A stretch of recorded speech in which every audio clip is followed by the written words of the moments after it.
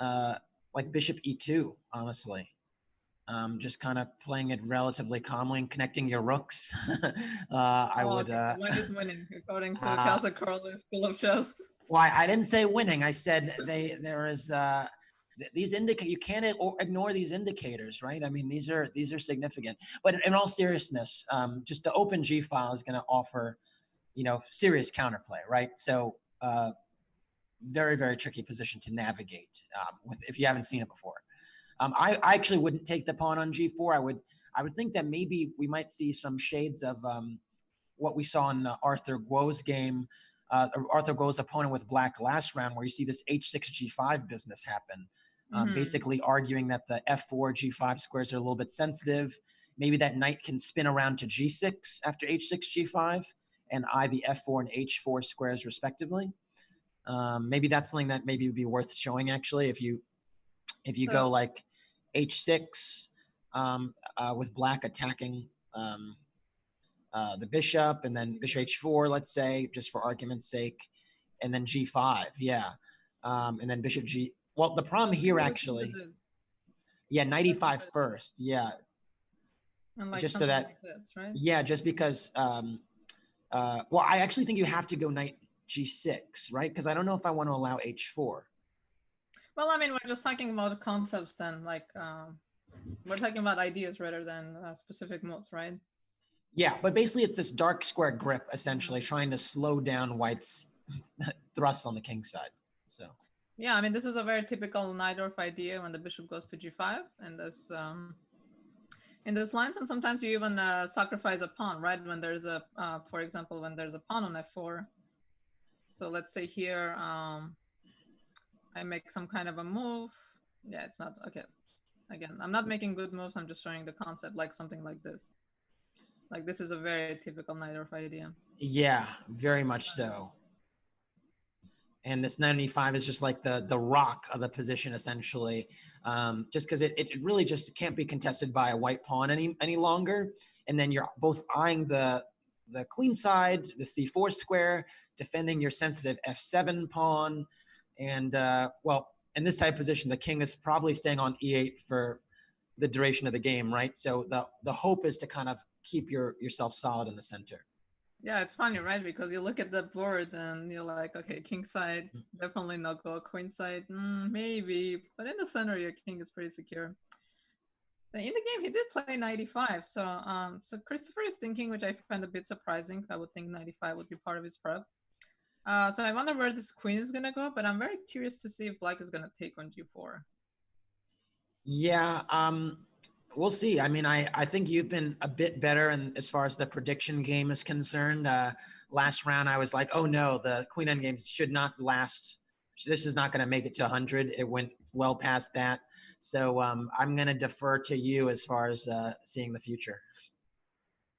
I have no idea, but again, I'm still curious why this thinking, and I'm actually curious to see where the queen will go. Yeah, you're right. So queen G3, maybe there's some kind of 94 tactics that might happen.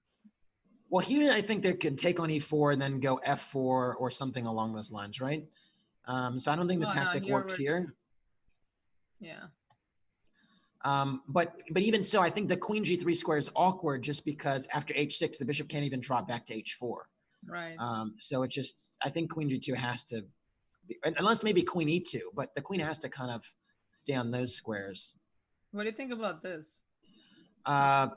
Bishops, I like bishops. So no, I know, but like I just want to play for initiative. The problem is you don't have H4, G5 quickly because there are some line in this kind of variations, right? You take on F6 and then your G4, G5 just comes really fast. So it's actually because like exchanging pieces is a way of saving time, right? So they don't.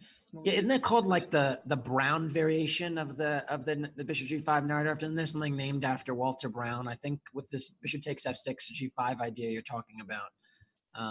Sure, not an expert of that line. I played the Najdorf very briefly. I'm not brave enough to play the Najdorf. Yeah, it's the massive burden. That's for sure. As far as theory and as far as Sicilians go, it must be the toughest one, huh? It's certainly the most demanding. Although I would say the Sveshnikov has an argument for that as well because those lines are even more forcing, I would say. So Yeah, especially now that Magnus is just playing them religiously. All right, so we'll see if Black is gonna take on G4, but let's take a look at Arthur Gua's game. So he did win that Sicilian with the white pieces last game when his opponent sacrificed an exchange. And so we're gonna guess the opening here. Sorry, are we gonna guess the opening here, the structure at the end?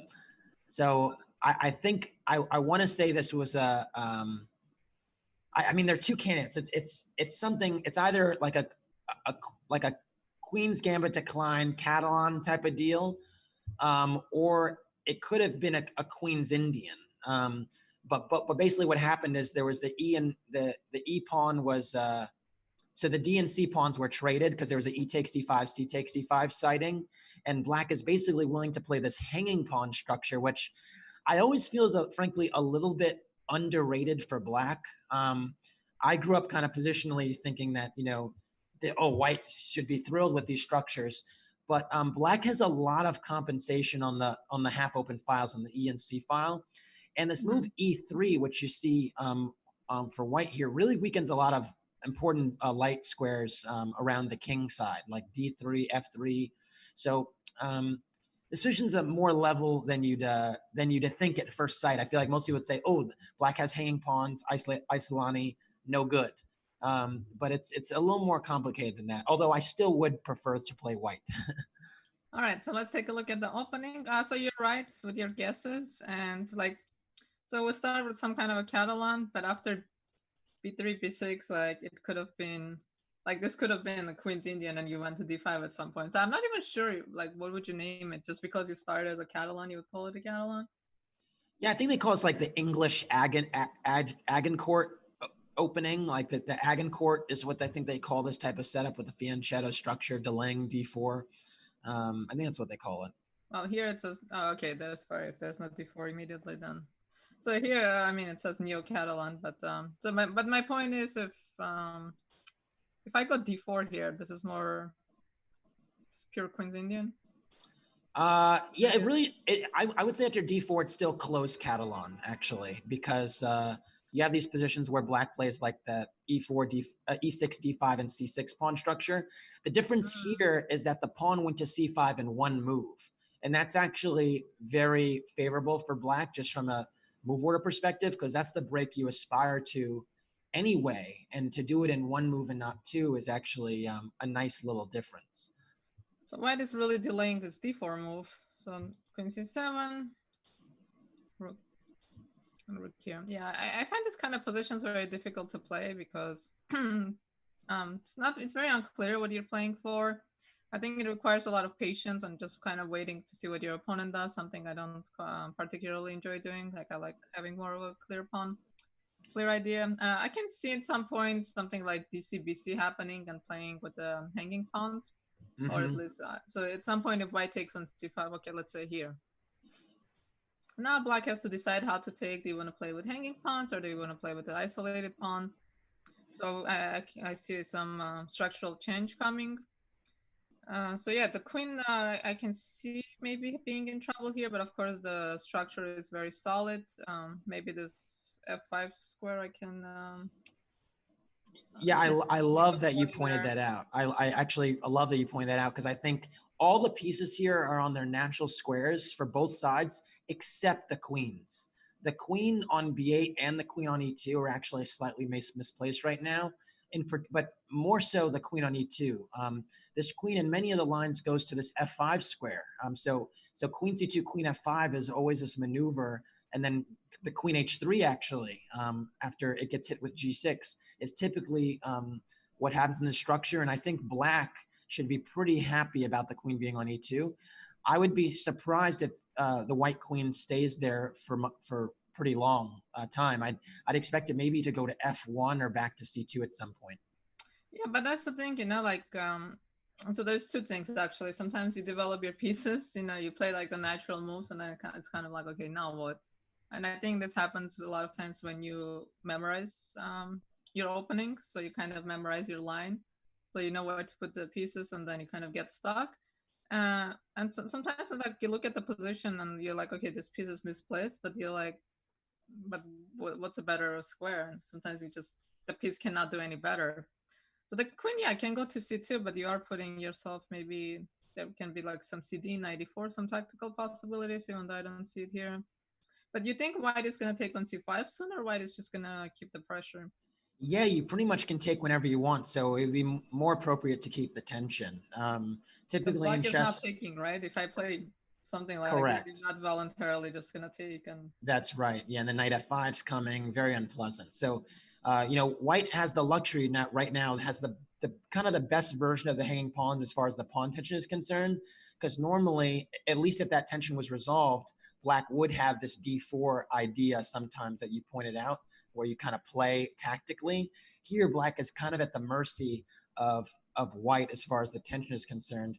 So, kind of like you suggested too, they both kind of have to make some more preparatory moves before the action kind of happens. So I don't know what would come to your mind as like a preparatory move for as a few preparatory moves for black, because you're saying you don't like to do that, and I'm wondering what would your instincts tell you?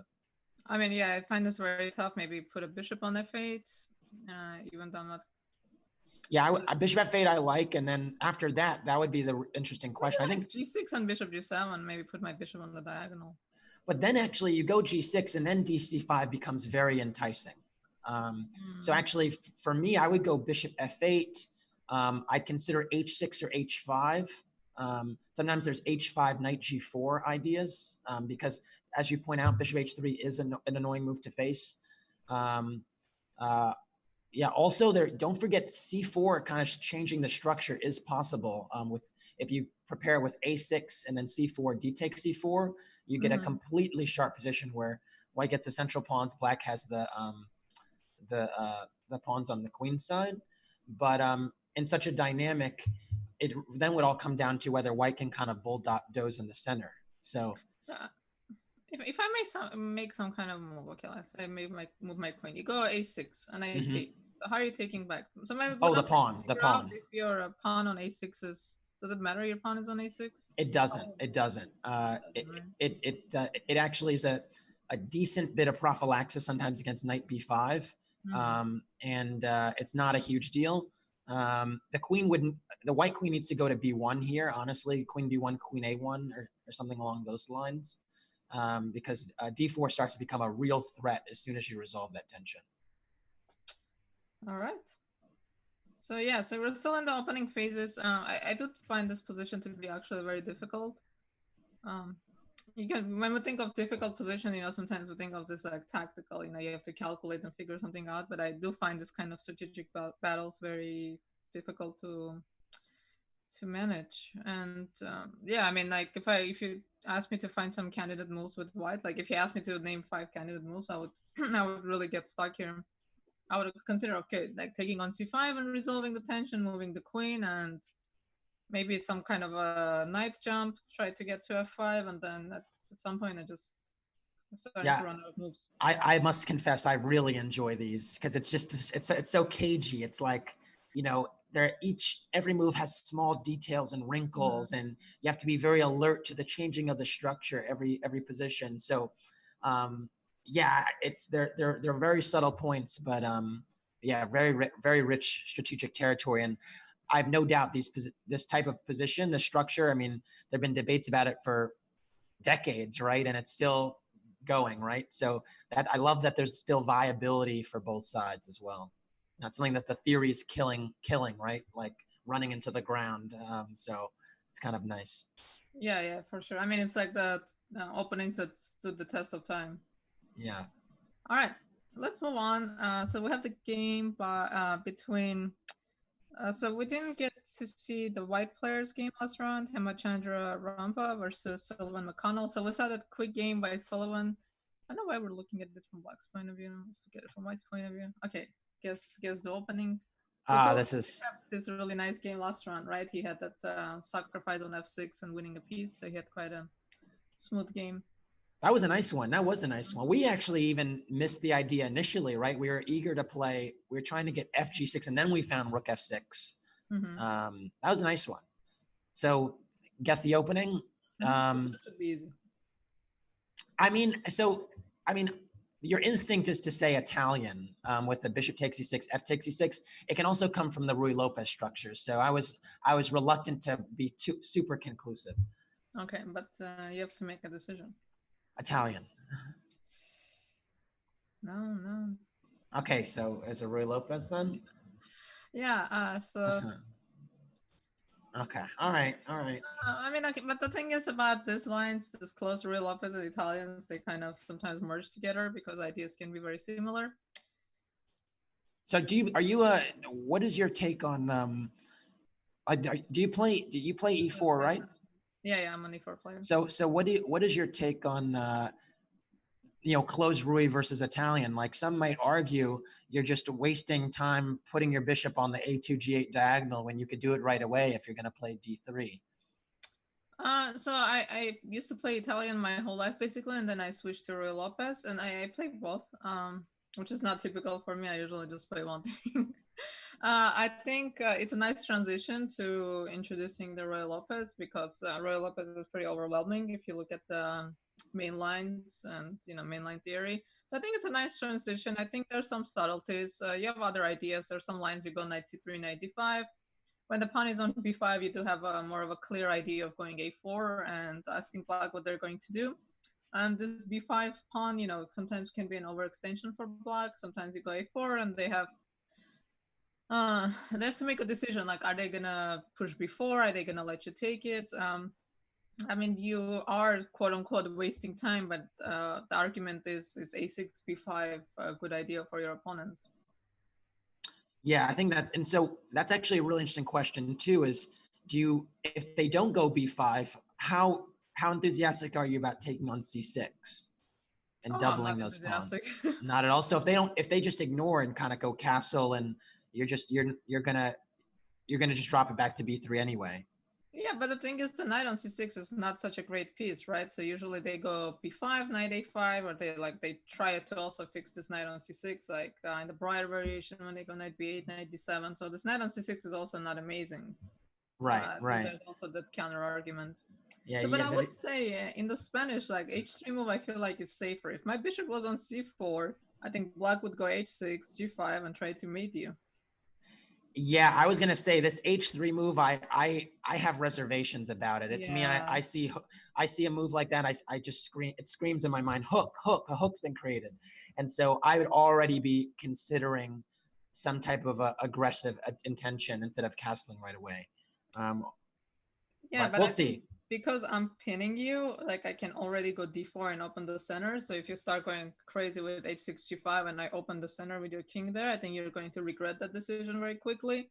This is why I mentioned, like, if the bishop was on c4, this would be a lot scarier. But with the bishop on a4, now, for example, if you go here, when you go g5, now I would really consider taking and going d4 and asking you how are you going to hang on to your center.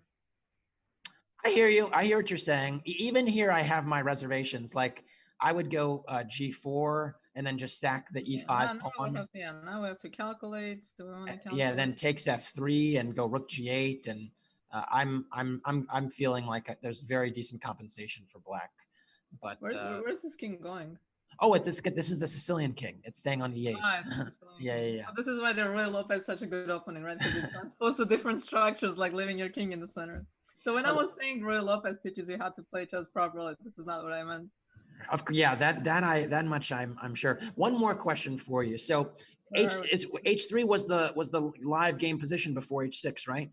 So so here wouldn't b5 and knight a5 just secure the bishop? Yeah, I would play c3. I don't know about this. I feel like black would already kind of be okay here. I guess you'd have to try d4 to try and justify the setup, but I feel like black here you have to be careful, right? Because we have this tricks of like c5, c4. So then knight a5 is actually very decent. b5 knight a5 just gets the bishop pair, I think. Yeah, I think d4 actually might be a blunder, and this is something to know in these positions because it doesn't matter how you take it, bishop gets trapped. Yeah, h3 is not the move. You have to play c3 here. That's the thing, right? In the Italian, like you see this combination of moves a6 and d6, your opponent wants to get your bishop. So you have to go c3 so you can save your bishop. And then as you astutely pointed out, as someone with a wealth of Italian experience, that c3 pawn does do a great job of dominating the knight on c6, right? Because it can't go to b4, d4. It's kind of the problem piece in the structure. So it's kind of funny, right? Because knight c6 is such a natural good move to develop a piece, and then it becomes a problem. Yeah, it actually is interesting dynamic. Yeah, so I'm not sure. So this game is not following the normal path of this variation. So usually the knight doesn't go to c3. And for some reason, Black decided not to go knight a5 to get the bishop. I mean, I would be very tempted by this. Instead, this was played. Now a4 and bishop e6. It's funny. We've actually transposed to some of these lines of the Ruy Lopez, actually, where you do have this quick knight d5 idea. I've seen it played at some of in the top 10 actually play this concept where they play knight c3, knight d5 very quickly. It's usually not sure about the concepts here. So here it's like some kind of a mix of different variations. So usually you do it when the bishop's on c5 because you're threatening bishop g5. I've seen it even here actually. And basically the point is Black doesn't mind giving up the bishop pair because it's temporary. Basically they're going to get, if you take on e7, you're going to lose your bishop on b3, and it's not so bad actually. So I mean, I'm not arguing that White has done amazingly well to get to this particular point, but it's very tricky.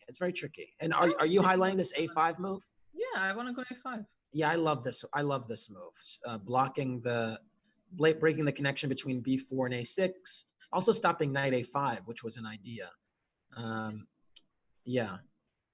So I want to go bishop a4, maybe pin, maybe bishop, like if you play something like rook b8, maybe I can go bishop c4 and keep an eye out on this guy.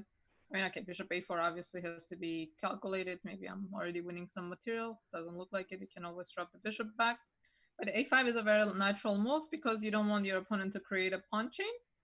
And you're breaking apart this pawn chain. You're giving yourself a bit of a weakness because now you kind of have to babysit that pawn. But you're also doing it so that this knight is not free to move. This is under attack. So of course this is just a blunder. And taking like this is also problematic because not clear where this knight is going. Yeah, I've seen structures like this before, and typically White wants to play actually rook e1 and d4, and actually get rid of one of their double pawns. And then the argument is that all the queenside pawns, b4, a6, and c7, are going to be split and kind of weak. And so these like knight takes d4 type structure is very, very nice. Of course, Black is not going to take because it's this is just giving White everything they want. But this structure is just horrible. You have two bishops, you have the square, you have this weak pawn, your bishop is going to come here. Right. Yeah. Not amazing. Okay, so let's see what happened in our game. So taking on a6 is actually a very interesting point in the game and very big decision to make. And I think you usually take on e6 when the rook has moved from the f file, because obviously it makes sense for Black to take fe6 when the rook is on f8, and once the rook has moved, now maybe they have to waste time to go back to f8, so it makes sense to take it on e6 when the rook has moved away. But again, at some point, I don't know, do I want to go a5 anymore? They went bishop g5. They've played a lot of moves, I have to say. They played like 21 moves, and I wouldn't say like all of these moves are so obvious that they've been blitzed out. Yeah, I mean, the structure with the double pawns, e6 and e5, it is very double-edged. So in the short term, in the middle game, there can be some decent attacking chances along the f file. In the end game, White is going to start to feel very good about themselves, because typically White will play g3, king g2, make a few preparatory moves to restrict the knight on g6, and then play through the center. And Black has to be very careful to kind of make sure they don't get into like a tough end game here, because actually it's an interesting conversation to talk about which pieces you want to trade and which pieces you want to keep. Sometimes that's a good way to kind of frame, the understanding of the position. And here, basically, this knight on g6 for Black is really not a great piece. I mean, if white gets to play g3, it's really not going to be a good piece. So Knight to on the me, rim, right? yeah, it's not. I thought the rim was H or A, but it is kind of, it's almost there, right? So I like the C5 move though. I think you kind of have to restrain D4 after, and I love Rook B8 as well. I think that's a good move, trying to keep tension on the file. Oh, so a lot of things happen here. So this is a critical moment. And now 94. How do I feel about this move? So of course you have to take back, and we get to this Risky. position. Wow. So this is a big structural change, and I feel like this favors white because okay, you're up a pawn, but what is this? Yeah, looks a little bit a little drawish. It's just if you imagine the queen side, if we just take away all the pawns to the left of the D file, things can I think you could see some type of liquidation. I don't know. But we'll see. I don't know. If I take your a6 pawn and what is this? I think this is why I love the rook b8 move a bit earlier though, because I mean the a6 pawn is, you know, they might defend it, they might defend it, they might not, but they're going to get black's going to get counterplay on the b file. So I do believe black has enough energy here, and queen c4 is another, I think, very precise move actually. Reach this position. Okay. Yeah, I definitely favor white here, I would say. Even though we're down a pawn, well, we are going to win the pawn back very easily. Maybe closer to a draw. I don't know. I would take white here. I cannot say. I don't want to give it result-based evaluation. Like we're close to a draw or a win for white. Like I think, okay, cannot say close to win for white. That's ridiculous to say. But I definitely favor white here. Really, like a safer break situation. I mean, a safer king side, I think, is basically what the situation is, right? Like the h3 pawn is kind of giving king security. The black king without the f pawn has a lack of security. So, I think we're about to head in for a short break. So let's actually take that, and we can see how this develops after the break. Yeah, and we'll be right back.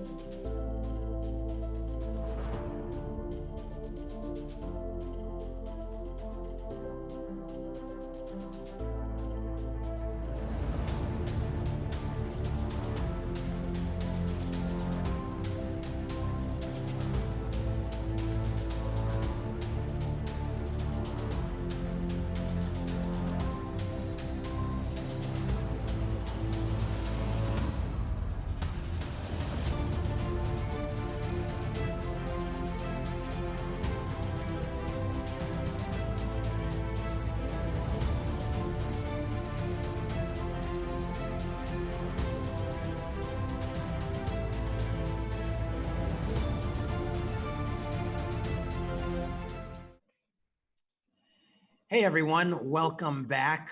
We have esteemed guest with us. Um, one of the events actually bears his name.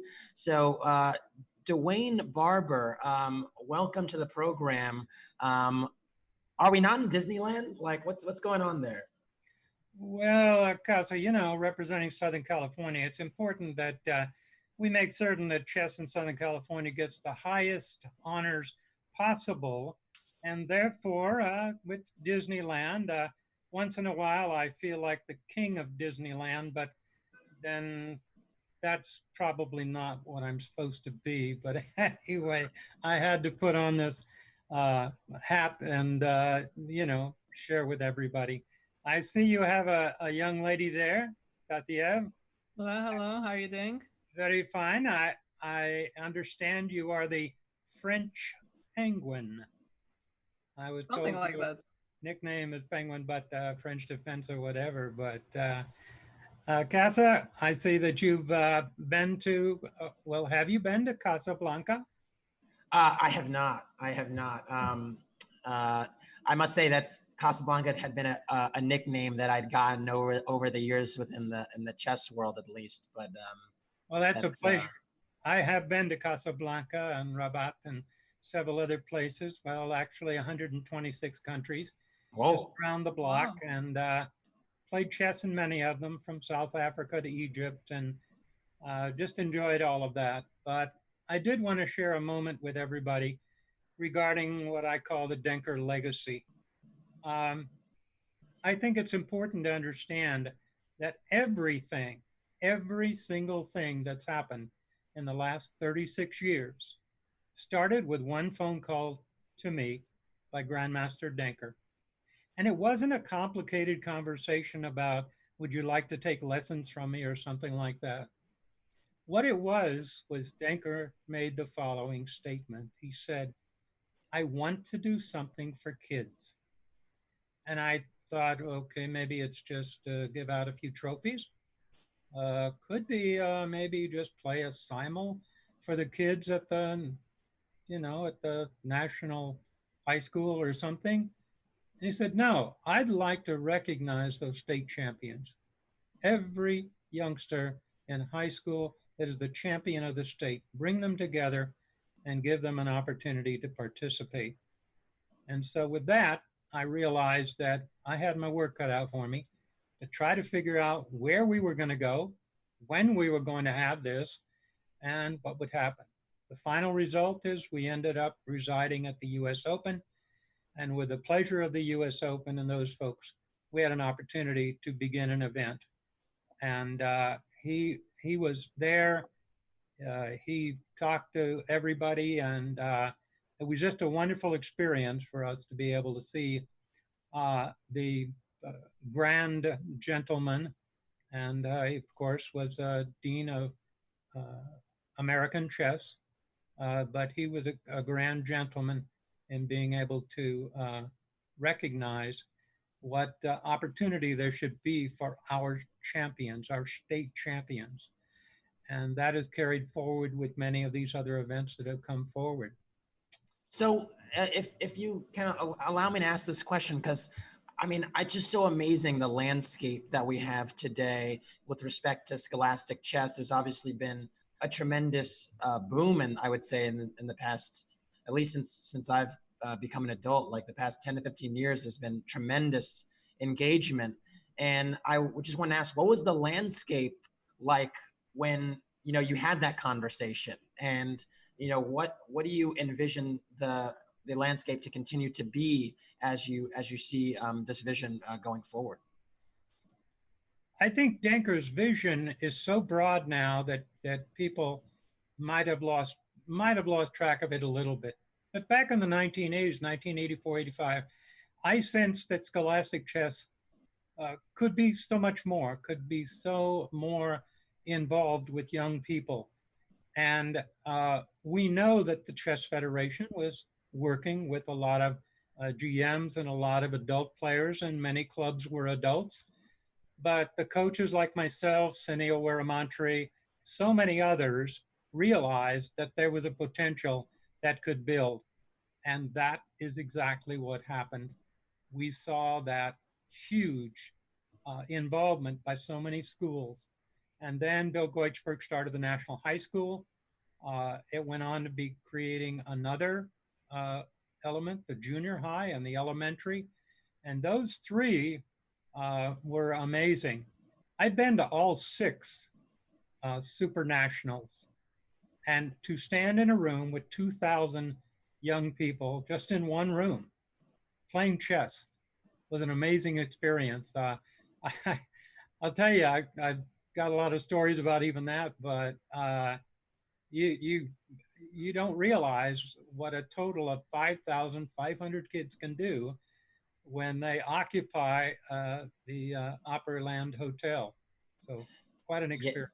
yeah, I can say from personal experience, I've participated in Super National at the Opryland Hotel, and wow, it's always quite the spectacle. It's like it actually reminds of a little Disney World with the boat rides you could take in the hotel and the large glass dome. It's like you're in this amazing metropolis. So quite remarkable. So it was my understanding. Let me Sorry? take just a moment. I wanted to remove myself from Disneyland for just a moment, and Okay. of course, I always try to be well dressed if possible. So there we go. I think we're good. Wait, what is that? Yeah. Okay. So I'm impressed. I mean, if you're not enjoying, I mean, I've never seen a hat with chess pieces on it in my life. Now I've seen two. Now I've seen two. So, so tell me, you actually do have, you haven't sort of looked at chess as well from a joyous, humorous angle. Clearly, there's some there with respect to how you're engaging with the game. Can you tell us a little bit more about that? yeah, I got together with Ralph Bowman, and we talked about funny things that have happened. And we said about 20 years ago, 25 years ago, hey, we should write a book. Well, we never did. Except this last December when we did write a book. And the title of that book is a pretty easy title to understand, Humor in Chess. And so I have a copy here, which I'm showing. There you go. I think you can see that a little bit. Yeah, and, looks great.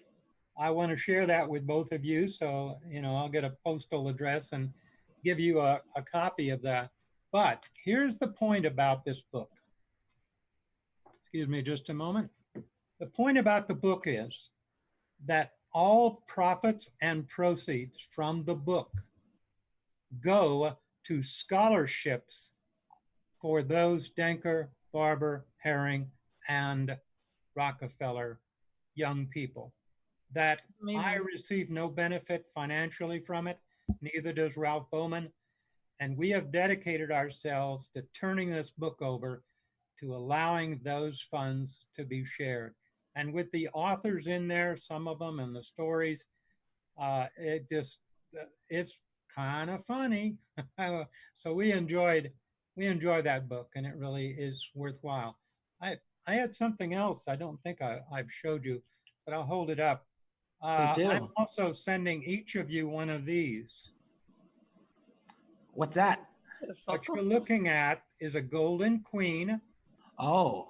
with a crystal that's been placed on top. Oh my. It's a unique, one of a kind. And ladies first. Okay, Tatyev, is it blue or is it red?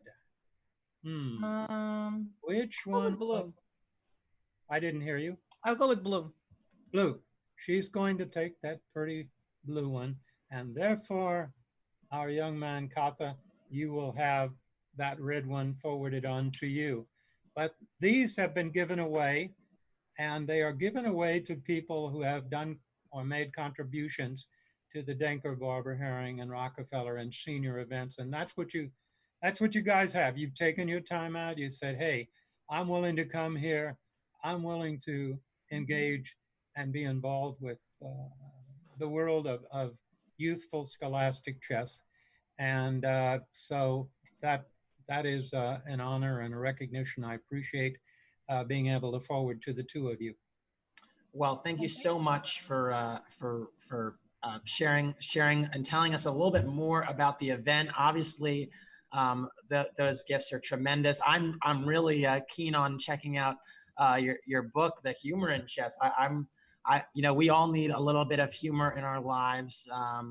It's always important. So thank you for your contributions, really. I think we all hope that, the legacy that, has been pushed forward and ideated basically 30, 40 years ago now continues into the 21st century and beyond. So much appreciated. I'd like to leave you with one final story, which I get sometimes very emotional about.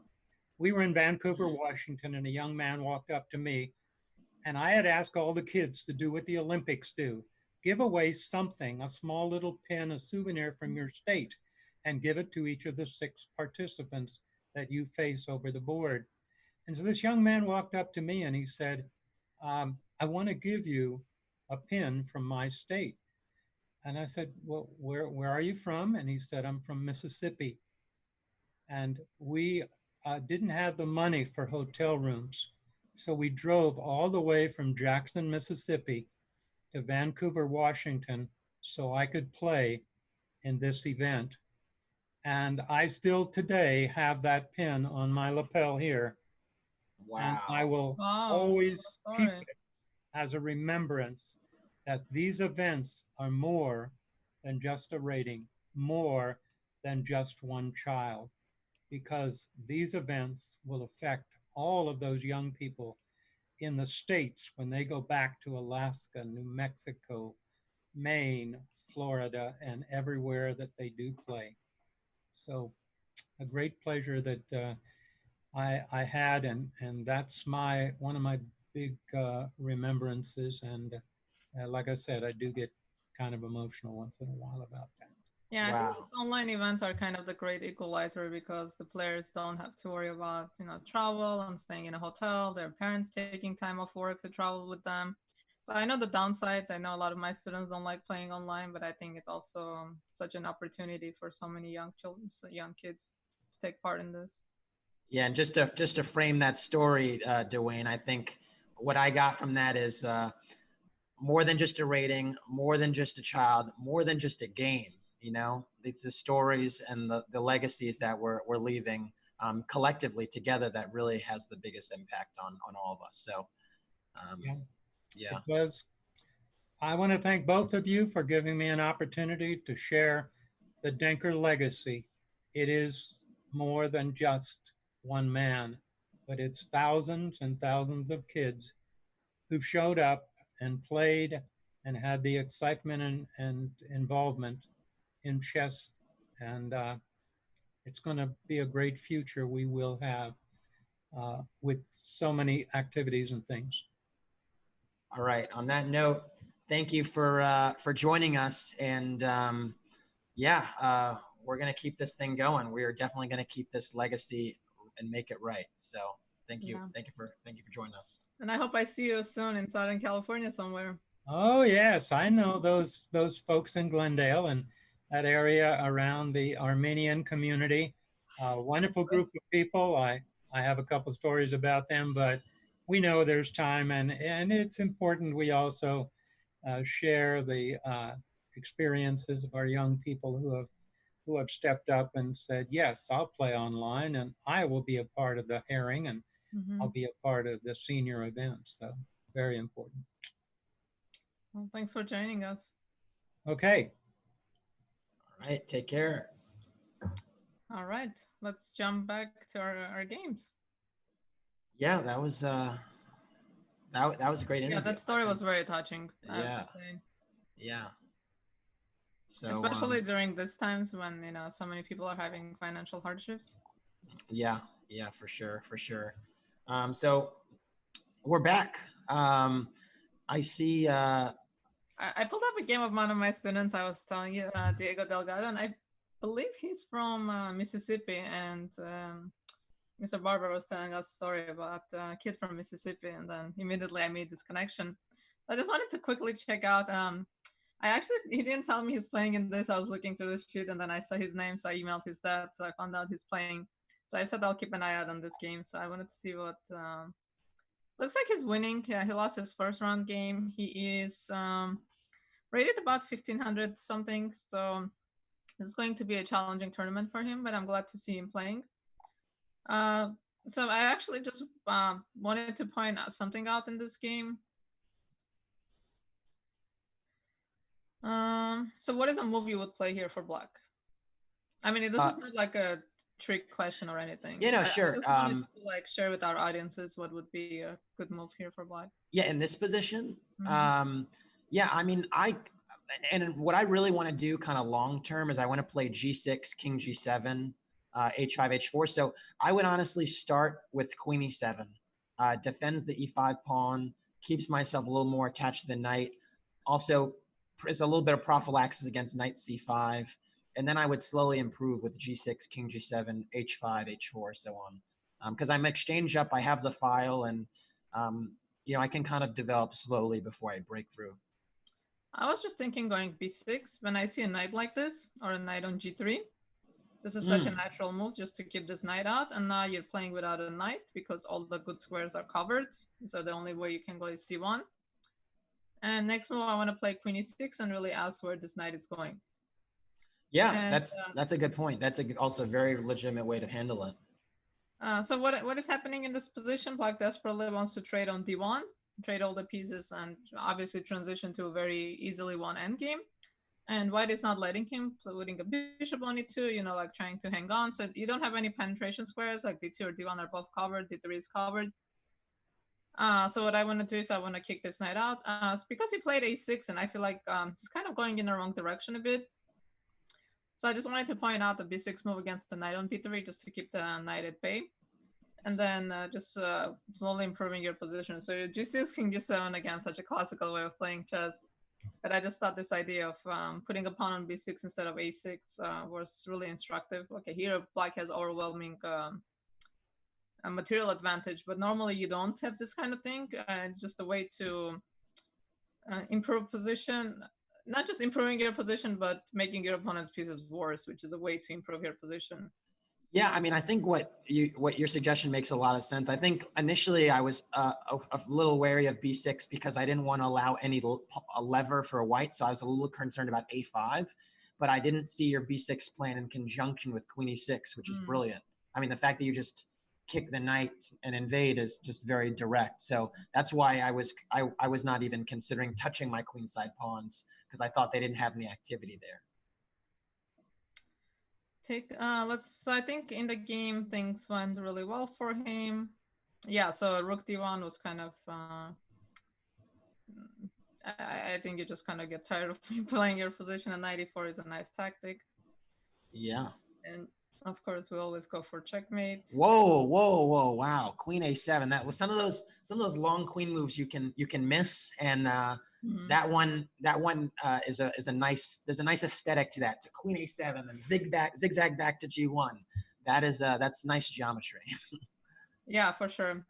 All right, I just wanted to keep an eye out on this game and see what happened in this game. I think our first board game, Burrington, I believe he won his game, but I'm not seeing it anymore on my. Let me see if I can find it. No, I'm not finding it.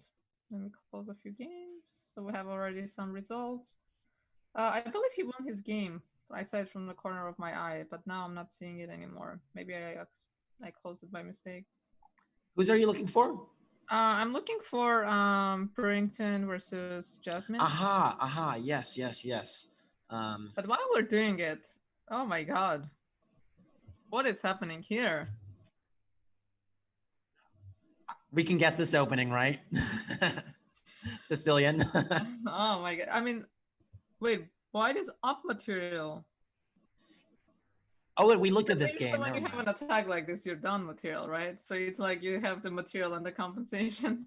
Oh, this is the Christopher Yu game. Yes. Yeah. Okay. So with the Queen F3, that's an aesthetically pleasing position, I must say, there with the pawns on G6 and F6. Can we just like take a Kodak moment there, just acknowledge that whatever the evaluation was, that looked pretty cool. I mean, that looks really cool. Oh, the queen is hanging. Oh my god. Right. Yeah, the queen's hanging.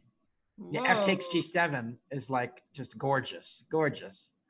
Oh my God. Okay, let's see how we got here. Yeah, this is stunning. I'm so glad we caught this moment. So 95 didn't take. So Queen G2, we spoke about why that square was important. And then I need to point this out. H6, Bishop D2 back. So what that does with this bishop, with what that did with provoking H6 is it created a hook or a lever to kind of latch onto and open up the king side kind of by force. So yeah, very, very kind of clever kind of poking and prodding and then going back. And I think Christopher kind of got what he wanted out of this opening here. A3 though. A3 is. They do this in the Najdorf these days. They stop B4. They don't mind creating that hook. It's But been the pawn is very not popular. on B5. Like, why are you playing A3 so unprovoked?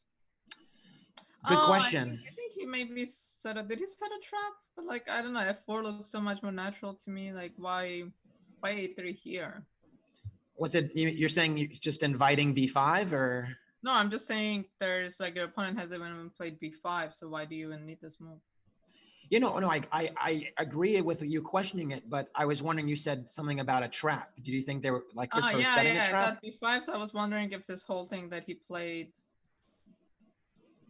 I mean, this is one creative trap to set. I don't think. Wow, this position looking set, huh? Well, wait, hold on. If Knight G8 wasn't played, was Black in so much trouble there after you know, I don't know, something. Maybe taking first and then Knight D7. Yeah, but I think immediately I have G6, right? I mean, if you can put a knight on E5 and stop me from going G6, yeah, but I think immediate G6. Yeah, we can't do both, but we can stick a knight on E5 and hope for the best. You know, Knight E5, take on F7 with the king, and then, I mean, again, I'm not saying this is good. I'm just saying we can try to keep the game going. At least the knight is there. The king goes back to E8. Wait, what? Oh no, King E8 does the G7 hangs. Ooh, yeah, no, I'm trying to hold on somehow. That's all I'm doing. But Tata's like, no, this is over. Let's move on. Let's move on. Okay, I mean, fair enough. I just don't see it. It just once I go Bishop G5, I think, and I trade this bishop, I just don't believe in this. Yeah, no, I agree. I'm just trying to, you know, make the best out of a tough situation. And I'm just no. like, Yeah, get out of here. yeah, no, this looks very tough. No, because winning positions is really it's the toughest. It's a really tough thing to do, right? pretty much at every level. So as long as you keep making moves, you know, you give yourself a shot. But Knight G8 is going backward like that. It's when you're undeveloping, you're going to get punished. Oh and yeah, this is gorgeous. Yeah, this is really nice. E takes F6. Wow. Someone has been working on their tactics. In fact, I actually listened to an interview, Christopher, you did once with his dad, with Perpetual Chess, this like podcast. Mm-hmm. And he was saying that part of his regimen, that Christopher Yu's regimen, was actually doing chess tempo tactics at a pretty high level. So, and of course, he also does like the chess.com, Puzzle Rush. He's participated in the Puzzle Battle, I think, that there was recently earlier this year. So, my point is, I say all that to say, Christopher is no stranger to sharp play. So, yeah, really, really good find. Yeah, I mean, he's great. And I like puzzle rushes when at the beginning of a training, because it kind of gives me an idea of where my mind is at. So if I'm messing up a lot, like making a lot of mistakes from the beginning, then I feel like, oh, maybe I'm tired. You know, it's like a good indication of where my head's at. Right, yeah. Like if I'm messing, like if not going well, then usually it's a sign that I'm tired or something. And sometimes I think it's a good thing to do before a game, if you're gonna play, just to get your mind going before you sit down at the board. So when you sit down and start playing, it's not the first time looking at a chessboard. So is that something you would consider doing like right before like the round, or is this something you're talking about just in general to prepare for a tournament? I've noticed when I do a lot of tactics right before a tournament, it kind of makes me think of chess as a very forcing game, and my mind just starts trying to solve every position I'm playing. So I look at a position and I'm like, you know, just purely calculating and trying to like solve it, and not every position is solvable, right? Some positions are just playable. But that's just me. But I do think like doing too many tactics can wire your brain in that way. Obviously, you want to stay sharp, but I think maybe a day or two before a tournament, it's a good idea to look at a game, or like take a book and just look through a game and kind of look at the game as a whole game, like through different stages of the game. When I was just recently playing in the Grand Prix, okay, my games were starting super early, so one day I woke up early and I did a few puzzle rushes, and I felt like it helped me with getting my brain going. So it's not like I just sat down and started playing Blitz early in the morning, which is tough. And a few times I played in the US Championship, one thing one of my coaches did with me, like he would give me a position to solve before we started preparing, because he also felt that like I don't like wake up immediately, so I need some time to really get into it. So I would start by immediately solving a problem, thinking of a problem, and then start preparing and playing and like getting really into it. Yeah, I but think I've there's always, different methods. I think like every person is obviously different. For some people, solving before a game just tires them out. yeah, no, I think it's, I like that the perspective you shared, because I always found it interesting that, particularly in the computer age, you'll find that a lot of players are actually still checking with their engines in American tournaments, at least, even 5-10 minutes before the round starts. And if you consider, certain, sports, if a basketball player, a football player or something, they're not going to be looking at game film, so to speak, 10-15 minutes before. What are they going to be doing? They're going to be stretching. So I always, or doing a warm up. So I always felt that doing some tactics at least is more akin in that analogy to kind of like warming up or stretching, rather than like still looking at like game film.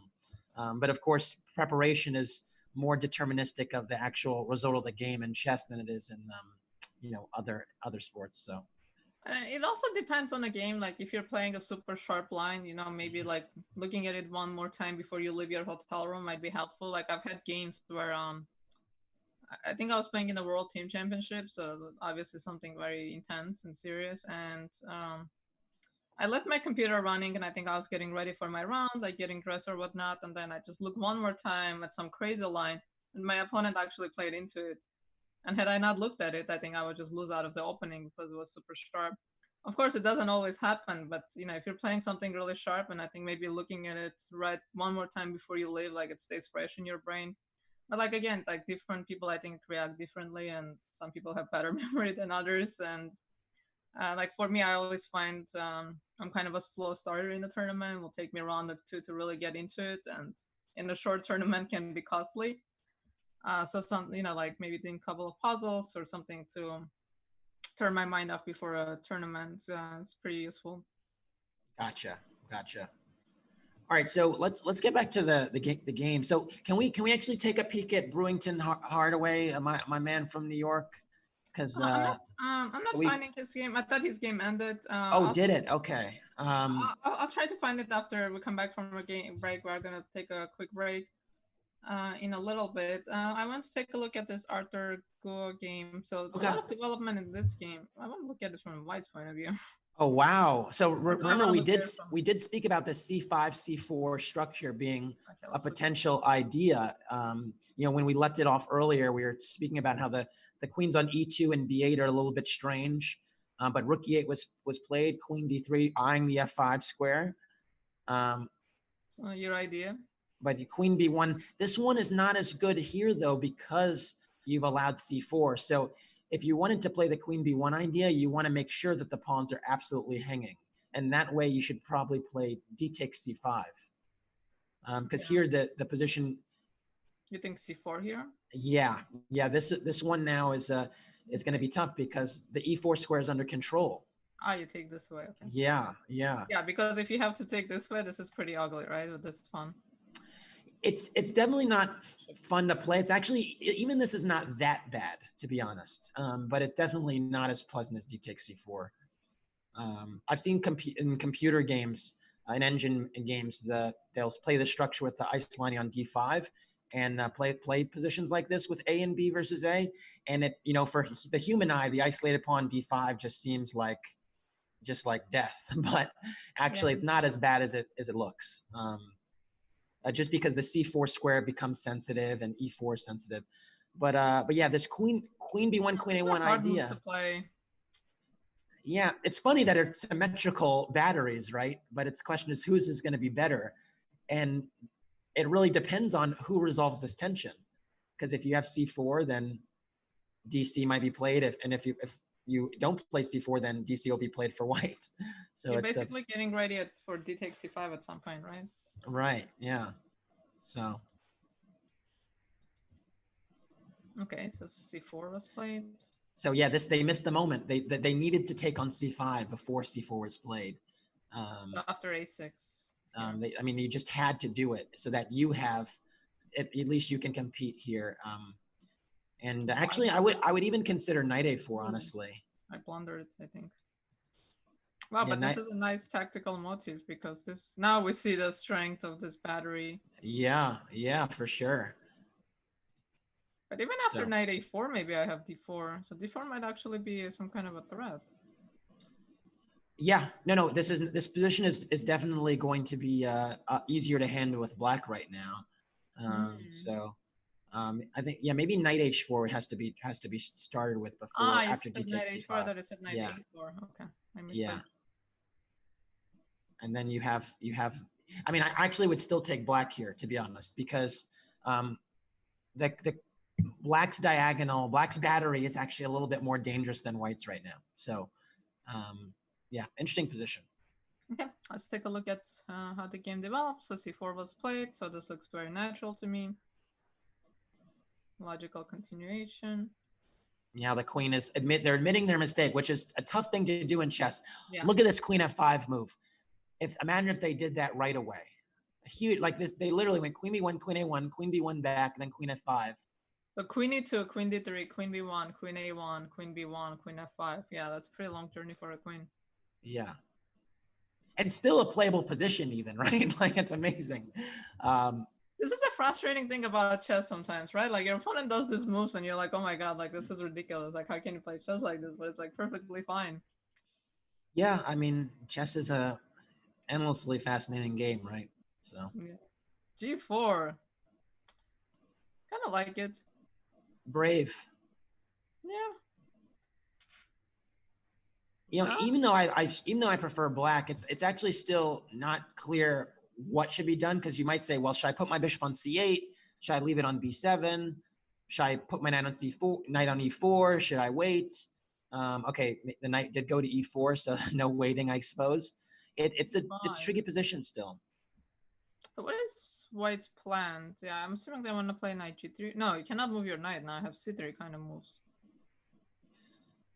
What is white's plan? I think, honestly, white would like to play something along, like, if you give me 3 or 4 moves in a row, obviously it's not possible, but something along the lines of bishop takes e4, d5, and knight g4, trying to get some type of, like, get the bishop on b2 in the game, right? So that transformation of the structure can actually give white very good attacking chances with the pawn on g5. So there's like knight g4, knight f6 check tricks, establishing a battery with the bishop on b2 and the queen on f6. Does that make sense? Mm-hmm. I think that type of thing, actually, the thing is you give up the bishop pair, but actually, even in this position, let's say black plays like a5, just say, for argument's sake. Bishop takes e4, d takes, and then d5.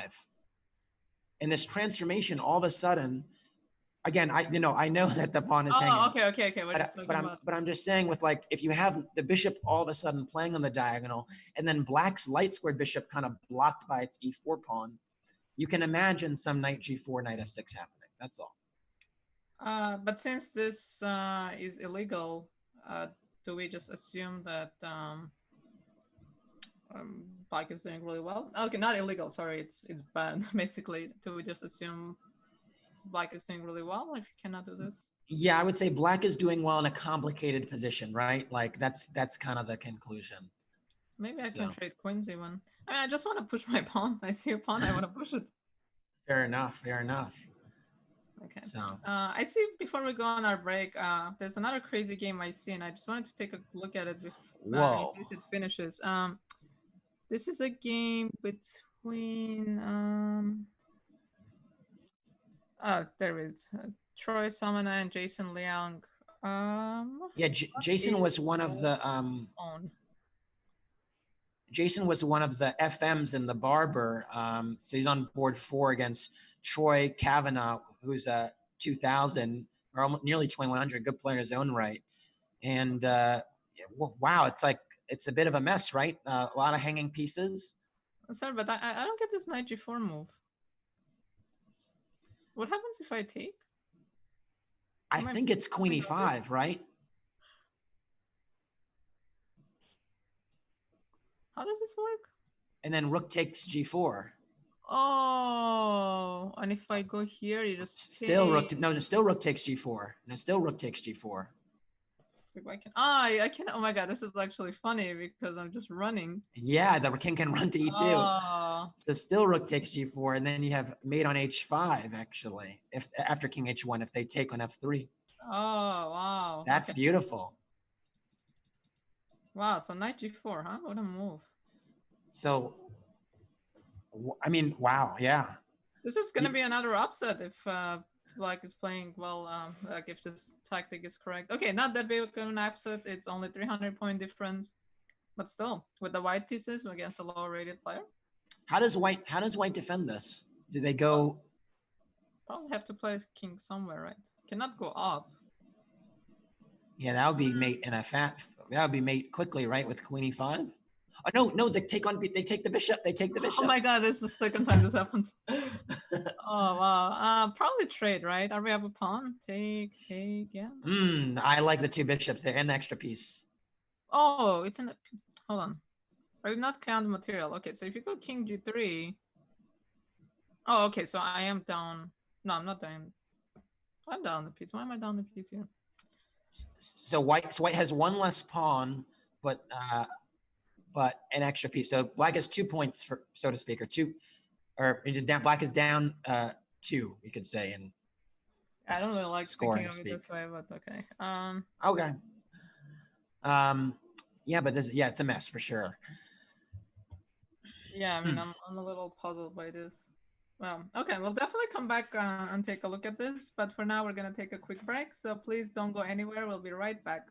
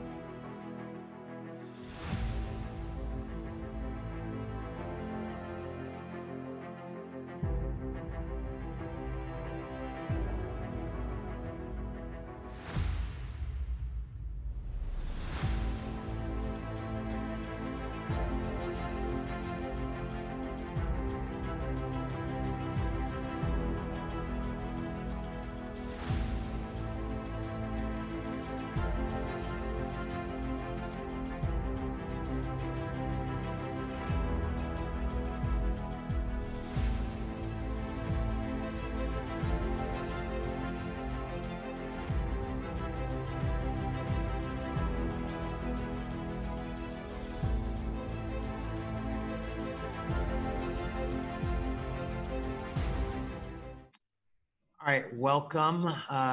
Glad that you're back with us.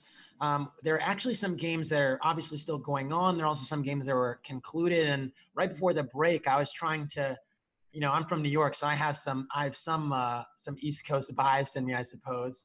And we wanted to take a look at one of those matchups on board one actually, between Brewington Hardaway and Jasmine Sue, board one of the Rockefeller event. And that game concluded, right, Tatev? Yeah, so White ended up winning. So Burlington ended up winning his game. So I'm actually gonna go to a point and ask you to guess the opening. So where should I go? I feel like this is gonna be easy. Oh, this is too easy. Oh, okay, Nidorf. Yeah. Or Scheveningen that turned into Scheveningen with that. Ultimately, they played E5 later. So we'll see. Yeah. Yeah. I actually didn't see how the game developed, so I just clicked at some point. Okay, so let's take a look at our Nidorf. So black pieces, Jasmine Sue, one of the few girls in this tournament, clearly a brave one, playing the Nidorf. I have to say Bishop B2 is I think it kind of relieved to see Bishop B2 in a sense, because, it's like, as I was saying, like, you're a French player, you're not getting mated, so your opponent goes Bishop B2, you're like, okay, I'm not gonna get mated this game. There's some dangers though, right? Like they go for that, that F4 business. I don't. It seems where you're getting attacked no matter what in this Sicilian. Yeah, I mean, okay, like I'm saying a little, not 100% seriously, but like Bishop G5 or the English attack lines, like your opponent is just coming after you, right? And here you get to develop, and sometimes it takes more of a strategic nature, like if the pawn goes to A5 and they start playing more on the queen side. But okay, let's see what how this game developed. So castle. B6. Not a move I'm used to seeing in this position. Oh, I wonder if this was a mouse slip. Oh, that actually is something we haven't spoken about at all today. What's your how do you react to? What's your take on mouse slips? Just part of the internet game. You just something we just have to deal with. Oh, this was a commentary. Who said this? It was either Maurice or Yasser, and they're like, "Get a better mouse." Really? Okay. So they were talking about like Magnus or Five. I think it was Magnus versus Five or some game they're talking about, and they're like, "What if the mouse?" And one of them was like, "Get a better mouse." Okay, but we're talking about kids, and we cannot be so critical of as we can be of Magnus making a mouse slip. Actually, Magnus did make a mouse slip in one of his games recently. Remember that? There have been several instances of that in the past 3 to 4 months. No doubt about it. Yeah, I don't know if B6 was a mouse slip or not. That's what I would lean towards, because it's kind of like neither here nor there. Like I don't see why black would play B6 and not B5. So I mean that's what I'm leaning towards. That would be my explanation. I mean, what can you do if there's a mouse slip, right? You cannot request take back. It's funny you mentioned it though, because I didn't think that B5 was actually a move that you'd play in this particular position anyway, because my understanding of these types of Nidorfs was that white could strike very quickly with A4 knight D5 if like A4 B4 knight D5 happened. So what do you make of that? Like if black did play B5 here, and then white played A4 and then B4 and then knight D5, isn't the E4 pawn just immune because of these queen D5 tricks? Like knight takes I think E7 queen D5 doesn't quite work out because I should be 7. Oh, so maybe I'll start with bishop F3 first. Yeah. But bishop F3, and there's some problems. And now the difference, if you go F5 to defend the knight, now this is going to be a check. Yeah. No, to me, like, it makes more sense to go B5 and make a mistake than play B6. You know what I mean? But is B5 a good move? Like, I don't even know. No, I'm not arguing whether B5 is a better move than B6, but like to me, B5 is more in the spirit and the logic of the position. Like I can like playing B5 as a mistake, not knowing the intricacies of the position, rather than B6, because B5 is such a Najdorf move in basically every Najdorf. So I can see a young player not realizing when it's proper to play, when it's not, and making the mistake. Whereas B6 to me is such a rare move in the Najdorf. Like I cannot think of a single Najdorf line where you play B6. So this is why I would lean towards this being a mouse slip. But yeah. Yeah, fair. Okay, so let's see. So F4. Okay, I think black is doing okay. Bishop D3 and unique square for the bishop, right? Normally, I thought that bishop goes to there. f3. Yeah, I think bishop f3, keeping an eye on the d5 square makes a lot of sense. So I think Jasmine actually got out of this, I mean, pretty Yeah. decently with that, frankly, right? Like we can say that after bishop d3, like black's all right, like more than all right. So not bad. Maybe here we can go b5. Oh, you think so? Yeah, maybe perhaps that's the case. At some point I want to get d5 in. d5 is a move that's begging to be played at some point. So here's a question for you. When do you take on f4, play knight e5? When is that viable or not viable? Like, would you consider it here or no? Yeah, one thing I would be afraid of as black is like f5, g4, g5, which is why I wanted to make d5 happen at some point. So if you have a nice grip on d5, like this kind of attack can just be devastating. Yeah, but yeah, here I would there's definitely a possibility. What I don't, that's the downside of it, is this knight is headed to f5. Right. Yeah. Oh, but is black in time with knight e5 here? Yeah, I think so. So the queen has to move. I don't think you want to take. I think this solves all of black's problems. And now we're asking why you have a knight on b3. And this is the downside of these lines. And this is what I was talking about before when I said sometimes you put a piece on an awkward square because you had to, or, it was a tempo. And then down the road, you kind of leave it there. And then it's like, why was my piece here? And this is the case with the knight on b3 in a lot of knighters positions. Because there's no reason for a knight to be here, right? You would rather have this knight pretty much anywhere else on the board. Right. And it's giving me some shades of the Christopher Yu attack because of this queen f3 foray early on. Here I'm wondering if in that position, instead of bishop takes e5, where the queen goes, because we had this discussion before when Christopher sacked the pawn of the queen retreating from f3 to g2 or g3, so on. And I was wondering after knight e5, where does the queen go? Does it go to h3? Because if you back up a few moves instead of exchanging on e5, if you go g3 would be the one you'd want to go, but you run into knight h5. So I'm assuming h3, but then even here I'm not super confident because maybe there's bishop c8. So I don't even know where the queen should be going. Yeah, queen becomes kind of misplaced. Yeah, this is funny actually. Maybe you have to go to e2. Yeah, this is a pretty funny looking piece, right? Right. Like maybe there's some, I don't know. It's something I'm deferring to you. And I don't have the faintest idea of how to organize White's pieces here harmoniously. This is a mistake of putting the king here. The king needs to be on b1. Okay. So back into the sharper Sicilian. So this is, yeah, so I don't know what comes to do out. with this same side castle. Like, why is my king on h1? So the truth comes out, folks. Tatev is like, this is not, you need to play this more ambitiously is basically what you're trying to say. You see Sicilian, you castle queenside. It's very simple. Okay. Breaking down chess. Yeah, knight c5. Again, this is I feel like one of those like natural looking Sicilian moves, but I don't think it's actually great here. I actually think something like this might be okay. Yeah, I agree with you. Also, the knight on b3 is probably White's worst minor piece. So trading it for one of your viable minor pieces, as you mentioned, is probably not the ideal exchange, but still a game, right? Let's see what happened after this, because it's still a game. It's nothing drastic has changed. This bishop on d3 is bad, but it has a lot of potential if the position opens up. So I don't think the bishop on d3 is like the end of the world for us. Okay, so takes, and I think this favors black. Knight d5, another change of the structure. Bold, not very bold. I think they're just trying to argue that they're gonna. Maybe Brewington was thinking, if I recapture on d5 and get in c4, it's a safe advantage with the passer. But very ambitious. But so I think tactically something went wrong for White after c4. I think here f takes c5 and things are not going well. So I'm wondering, can I take this way? Is this okay for me? Maybe now c4. Yeah, I think then bishop f5, right? f5 or e4? Does e4 run into f5? Oh yeah, there's no en. Oops.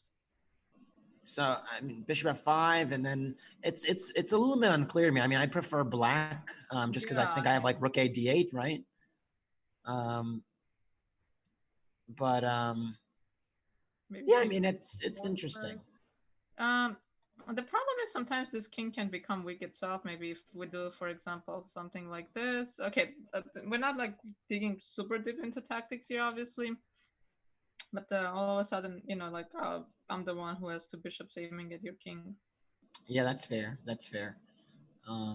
Yeah, giving so like taking on d5 with the bishop, I feel like in a lot of position is such a natural move because usually you have a bishop on e6, so when you take with the knight, they take back with a tempo. So you have to take with the bishop, but I would really want to keep my bishop, especially if I can get away with c4. And give you this. Okay, you have a pass pawn, but I'm also keeping an eye out on it. Right. Right. Yeah, I can see. It really comes down to like whoever gets to play c4 first there was kind of happy with their position, right? Because if white got to play c4, they get the protected passer. Yeah. So I put a pawn here. yeah. Yeah, I think this tactics just did not favor black. So if you go here, can I go d6? Probably not, right? Do I take? Yeah, this seems. What is going on here? What is the situation? No, I'm not crazy about this. Hold on. Well, yeah, I wouldn't take on d3. I would go c3 actually, pawn c3 after in that line that you're saying, and then just go rook a d1 and consolidate. Yeah. But still, it's still a bit tricky, honestly. Like maybe black is queen c4 somewhere. I'm not going to be totally conclusive here about either side being winning or anything. So, well, obviously white would be the one that's pressing, but tricky position still. Yeah, but after queen e5, I feel like you're just giving up all the trumps of the position. So now they have the two bishops, the central pass pawn, and right file. Yeah. Yeah, this was not a good exchange for black. Yeah, now the queen is a bit of a wayward piece, right? Like so many attacks, you'll find that the queen, when the queen is far from the king or separated from the king, the attack actually works. Yeah, it's just an amazing bit of geometry sometimes where like the queen can get back in time, but if it doesn't get back in time, it can be very precarious. Yeah, d6 is a stunner. I initially I didn't see. That's not a move I initially saw. Oh my God! The idea is a3, right? Oh, this is like a puzzle. Yeah, it's not. It's pretty. It's pretty. Wow, this is actually a pretty intricate tactic. It's wow. I'm very impressed. Brewington, I think, is pretty alert, tactically alert. And honestly, most kids these days, I mean, they have resources, frankly, that we did not have at our disposal back in the day. For sure, but this is, oh my God. 25, I was like, well, no, but d6, a3, what a combination. I'm super impressed. And then, yeah, it's just a wash. Everything is collected. So, yeah, that was a nice bit of tactics. And the precision with the queen, I think, also is nice. Queen a3, queen g3, queen g5. Yeah, it's very good with geometry. This is what I'm seeing. Yeah, for sure. Yeah, I mean, this was an amazing game, but like d6 and a3, I mean, he should be very proud of himself for playing this. So, but I think that might be par for the course for him, to be honest. I've seen some of his stuff before, and very alert, very, very alert. So, anyways, impressive game. Let's take a look at. So this is a game between Nate Ziegler and Brian G. So Brian G is the player from SoCal, so he won his game. He's the second seed in the tournament. So we might have some New York and California battle. Uh-oh. Oh, yes. Watch out. Okay, guess the opening. Oh, this was a Chigorin Ruy Lopez. Hold on. What happened? Huh. No. Oh my gosh. What is this? Okay, we're just gonna exit out. All right, so okay, let's go back to our Arthur Guo game. Okay, so a lot of developments in this game. Wait, was Queen C8 actually played? Was it played or is a move? I think it's a move I made. Oh yeah. Yeah, no, yeah, because I remember you played it and I was like, wow, like they went straight for your line of shoving the C pawn. So what's as we get this set up here. Yeah, what happened? So knight 96. d6. So basically, I think knight d6, frankly, is an acknowledgement that they weren't so keen on the transformation after bishop takes e4, d takes e4. Because if you're not worried about that, you don't bring back the knight. So, right? Oh no, he did it for a reason, because he wants to push his pawn. So he was reinforcing his c4 pawn. Ah, gotcha. I mean, yeah. Oh, so wow. So what happened next in the game is actually really fascinating. So c3. So if you put a bishop on a1, then you're just playing down a bishop for the rest of the game. So that's it. So he does take advantage of the spin and plays rook c2, hoping to bring the bishop to c1. I didn't see it. I didn't see it here. I thought they'd do it before knight g3. So I'm wondering if it's still playable. It looks risky. So he takes. Wow. This game blew up.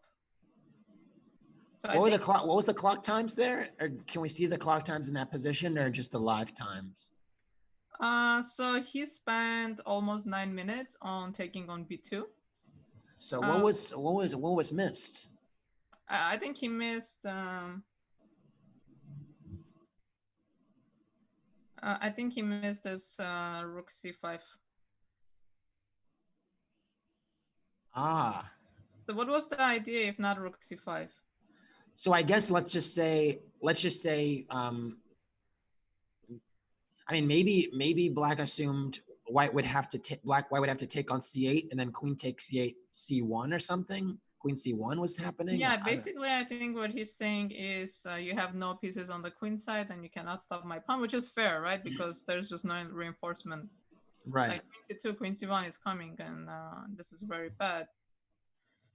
Okay, if not rook c5, can I take on f7 even here? Yeah, I mean that seems to be like the try, right? Or maybe even I was wondering if maybe there's some tactic with throwing in g6 or something. I don't know. Not our game, right? Yeah, I mean, okay. But the rook c5, I think it's very precise, and wow, what a turnaround. So this might be another upset. Maybe we should look at it from White's point of view now that White is doing better. So can we try my desperation to try to claw back in some way, given the circumstance here, right? So my knight on d6 has to defend f7. So I'm trying to, my knight on b6 is kind of stuck. So it's even hard to make moves. Pawn on b3 against a knight on b6. I hope this is the big takeaway from today. Yeah. You should go g6 because you see a knight on g3. Okay. Symmetrical domination. Very positional. So I honestly, I think, the desperate find, the only find I can see to try to keep this game going, frankly, would be a5. And my idea would be to go a4 and get some activity along the a5 with the queen, because I can hardly move anything. And so if I get a4, a takes b3, there's a whisker of an opportunity. But surely White should have some type of play on the king side now. Some type of something should be crashing through here. I have to say you're very very resourceful. I mean, like, you always like to look for resource in a position. You don't like, you just feels like you never want to say if it's like game over, right? You constantly look for something. But I think knight f5 might put an end to those dreams. Yeah, no, I was wondering if even here maybe I can try to take on f5 and then take on c5, and just take the exchange back. I mean, if you go knight f5, I mean, I understand that you're taking on f7 with check, and this is devastating. It's not going to work, but I was just trying something, because you have to mate me now. If you don't mate me, the b2 pawn is still in the game. Fair. So there's probably some mates here, like there's some tricks here, but I don't know. It's tricky. Wait, if I go knight g6, I need my rook on h4. Right. Yeah. Those are the ecstatic ones. But can I just come and take your pawn? Yeah. Then a4. Okay. A takes b3. if you take with the pawn, there's queen a1 check. I'm just saying, now my knight on b6 is going to play at least. Oh. a2 is hanging, so I can go queen takes a2 and queen a1 check. This is not survivable. We're just trying to make moves. I mean, that's right. That's the gist of the exercise, right? Make moves in a tough spot. Yeah, I mean, that's a good skill to have. And this is why, when we say some players are lucky, it's because they're able to efficiently do this. Like, they just keep the game going until something comes up. Right. You can make your own luck in chess. That's for sure. So. I mean, lucky players usually are resourceful and resilient, right? Yeah. So let's see what happens. So this happened, rook e8. So rook e8 is kind of what? So must be some kind of idea, but also kind of giving up, right? But why rook c2? Why not rook b1? I like my rook on c2. I guess he's planning some kind of. Oh, look at this repetition we're about to have. Rook c5, rook e8 draw. So, yeah, I mean, I think this is gonna be just taking the pawn and then contesting the c file, and again the knight on b6. I mean, what do you do with it? Well, like it's just it's funny because you have these your knight comes to b6 pretty much immediately in Alekhine's, right? And so it has really the Alekhine, the trouble with it becomes that knight. Like it's on b6, it's dominated by a pawn on c4 a lot of the time, and it's just a weird spot. Yeah. No, I was just thought it's rook c5, rook e8 is a really funny way to make a draw. No, I mean, this is just as bad, right? You're down an exchange and a pawn. The exchange and the compensation. I'll go rook b1, I'll go rook c1, and the problem is like you're down the exchange and your pieces are bad. Right, yeah. Let's look at so there's another game I wanted to take a look at. Oh, this game where we left off, it was completely insane. Did they play queen h5? That was the move I was suggesting, but so let's see what happened in the game. So where we left off was our analysis, and knight g4 was played. Wow. Again, that's a wow move. Wow, right? Yeah, I mean, this is insane, right? King g3, what a brave move. Only move. F5. So you're mentioning that you cannot take because this is really funny, this queen e5 motif. Yeah. And of course, can we show what happens if the king goes to h4 just for aesthetic purposes? You can kind of pick which mate you like. I say mate in 2. Is this mate in 2? I like this. Okay. Just pick the one you like. So I like that one too. That looks nice. What did you have in mind? No, I like that one. I didn't see my tactics are lagging a bit behind. I saw not quite mate in 2s, but I saw there were some mates in 3s and 4s, but I like mate in 2. I have to say there's a lot of chat going on in this game. Oh no, not this. Is this a tournament chat or I wonder if they're just chatting in this game specifically. Kind of funny because I see some of the players in the tournament. All right, so let's see our game. So queen f5, queen d6. I like how the computer, like the bar says 0 because when I look at this position, the last like if someone asked me, well, how do you evaluate this position, I would never say like zeros. So what's going on? Like, I have no idea. So wait, so knight takes e3 was played? Mm-hmm. So and now rook g4 check. Oh. Oh my god, even here, right? Because you're pawn on e3. Oh my god. So can we go back to that position after knight takes e3? Is it what's going on there after so white has to play bishop takes f3. Mm-hmm. So this happens. And then we have a 2 pieces for the rook situation where okay, so they are taking a pawn on c2. This is a very it was funny because the material was actually completely level before white lost that pawn on c2, like at least from a points perspective. Knight and bishop for rook and pawn. Here, black has a rook and 2 pawns for the knight and bishop. So king safety matters here, right? So, you know, Whenever there's a queen on the board, right, it's always the #1 thing in the position. But yeah, I mean, it feels to me like white still has some resources. I don't think you can lose like the whole queen side though. For some reason, queen takes b2 seems winning to me. So I feel like you can't lose the b2 pawn. I don't know how to salvage it, but I feel like very interesting move. You went rook g1. it's they're trying to get like knight e4 ideas to try and converge. It's interesting. I think there were maybe other options, and yet here queen e7 probably. I doubt they're going to trade the queen. You don't after queen e5, queen d4, queen e7. Yeah. No, I'm gonna take your piece. Oh yes, my queen. So maybe queen f4 then. Excuse me. But who's playing for the initiative here? Like, are you gonna? What is the threat? You don't have knight f6 yet. Well, I think we.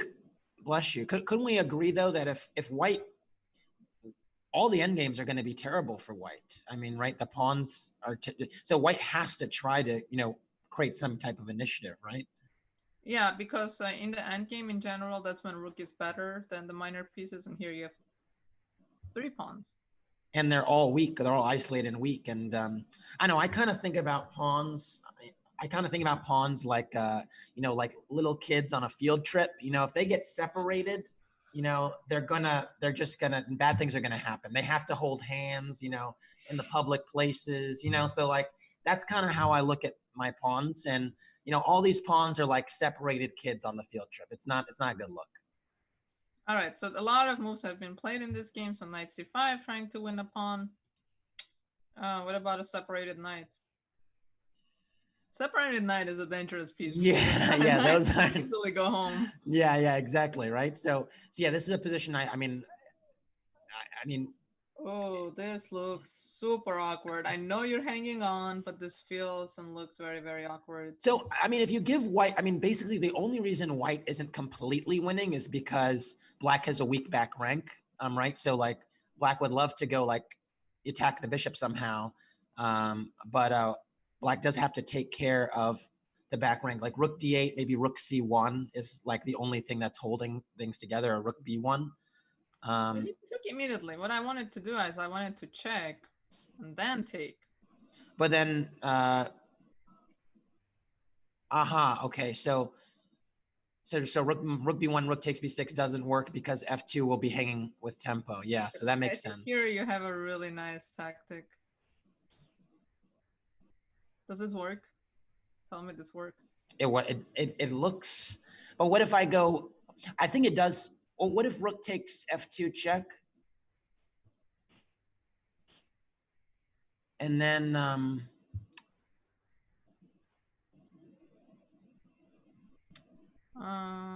b2. Oh, come on. Yeah.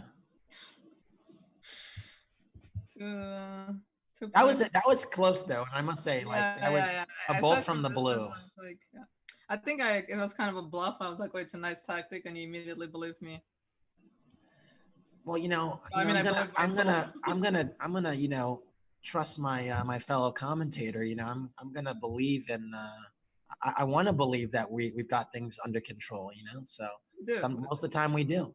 Sometimes we blunder, but I do like rook 8. I think rook a3 maybe is a bit of subtlety, because I don't know if you want to go f3. Maybe your king can become a little uncomfortable here. But in the game, he took immediately on a2. Yeah, I actually think this is closer to a draw than a win for black, because now the pieces are coming back, and yeah, I think white has done really well actually to get out of that mess of a position that happened, a bit earlier. Wait, also, you have a minute? Yeah. Wow. Yeah. So black was stewing over checkmate themes, right? They didn't find any checkmates. So like, how is white defending this? And then, wow. Now black. I think black is just trying to make a draw because they have so little time. Yeah, and how smart was, I think, not to be underestimated, very, very smart was White refusing to trade the rooks, because there was this moment a little bit before with when the rook was on b7 where rook b2 was played, and if White traded that rook from b7 with rook takes b2, that would have been tremendously difficult to hold with the pawns being separated and Black having the opportunity to expand. So very clever to just keep the rook on the board, actually. I just saw like these players are chatting here, and I just saw a quote by someone, which I won't say who said it, and they said the awesome thing about the pandemic, if there were any, is that I have now played 9 GMs compared to 2 before the pandemic. So I would say that's first of all, being insightful, but also keeping perspective that this is a pretty bad situation, and playing couple of grandmasters compared to what's going on. It's not like looking at the bright side. It's just trying to find some, not looking at the bright side, but it's not a very good trade-off, obviously. But also, like, again, how much of an equalizer online chess has been for so many kids who don't have the opportunities. Like, if like during the break we were talking, and I said there's so much East Coast bias, and you said it was justified. And it's still in a lot of states, so many players don't have opportunity to play GMs, or they don't have access to GMs like we do. Like in California, and you in New York, of course, and in St. Louis, a lot of the players. So it's great to see these kids like both having this chance and really appreciating it. Yeah, I mean, opportunity is, I mean, frankly, and I think Dwayne was actually kind of speaking about it a bit earlier. Is like you see what these kids can do when they get the opportunities, right? And amazing things happen. And so, yeah, I mean, there's talent everywhere. I mean, no doubt about it. It's really just a question of kind of giving that talent room to breathe. So, yeah. I mean, chess as a hobby is very cheap, but chess as a profession is such a commitment. For sure. For sure. For the parents, for the kids. And so what do we think is happening, changing of gears in this game? I wonder if Black is actually going to lose this game, because E5 is making me nervous. E5, I think, is really compromising, because you weaken the light square diagonal towards the king on G8. I do think white is better now. I guess the trick is if rook takes F7, there's E4, which is kind of the idea. I don't know what's going on here. I don't know if there's no tactics, right? There is no double attacks. So I guess that move here would be maybe rook F6, and then you might see some repetition with it. Like, I thought king G7 might be played before taking, because here I think there's no way that Black can win if with his knight on G5 attacking F3, White's going to win the F3 pawn, and yeah, the position will be too simplified to really make meaningful gains. Yeah, but I think White is actually smart to play for a win, because it's kind of time pressure. You can play an increment a lot, but it's very difficult. It's very stressful. So there's only so much you can do on increment. But at some point you just blunder. I mean, sometimes you don't. Okay, sometimes you get away with it, but it's very stressful to make so many moves just on increment. So I have a question for you. What has been your kind of approach when you're playing against someone that's in serious time trouble like there is here? Was your thing to kind of play on their time trouble, or to kind of collect and like gather and like, would you spend 20 minutes here trying to find the absolute best move, or would you try to actually kind of like play what you feel is probably good enough to carry the game on and give them a challenge? I'm not sure, and I have to say it's not very logical, obviously, to say this, but sometimes when you have a good winning position and you're up on time, it can be psychologically a very difficult thing to deal with, because you just kind of get too emotional, and you think your opponent's going to blunder in their time trouble, and you're constantly waiting for this, and maybe you make what's the word I'm looking for, like compromising moves maybe, or like second best moves, and your opponent hangs on and it keeps adding up. They're not collapsing, and you keep getting frustrated, and then you're the one who blunders. So I think this is actually can be a tough situation. Here I'm not sure. Here it feels like black might be able to just force a draw, so I'm not sure what is the correct way of doing it. What do you think? What is your approach? Because it's so much time, I would actually probably think about this, but let's say there was White had 20 minutes instead of 40, and there was 1 minute to go. I probably just would have kind of been playing on feel and not trying to find the best move. But sometimes it's just that tug of war of perspective, which, it's gone well for me to do it this way, and it's also gone poorly. So I'm very surprised at the position on the board, though, because I thought the idea with King G2 pack was to play Bishop D5 and not Knight takes F7. Oh my god, I thought it was gonna flag. It was like single digits on my screen. Because I think there's some mating threats here with or there were if they started with Bishop D5, but here I'm a little bit concerned. So instead of Knight takes F7, Bishop D5, I thought was the idea, and after Rook takes F2, King G3, there are no checks. And now Bishop takes F7, there's some potent discoveries. So I thought that this was kind of the tricky way, although it's probably a draw either way. Like some Rook FC2, Rook C3 or something like that. I'm really curious to see how this game is gonna, I feel like we might be reaching the end. I mean, this just looks crushing for White. Okay, crushing maybe a bit much. But I am going to collect all the pawns and I should be able to convert. I think this is bad news for Black, which is very unfortunate because Black did play such a nice attacking game. You think this is a win for White? Yes.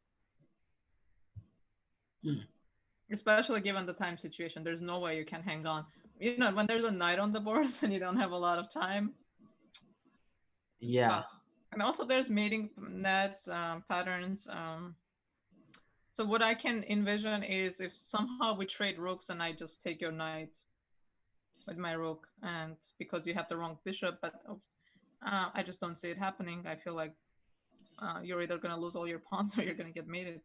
Yeah, Knight G6 will threaten Bishop D5 mate for starters. So he's pinning.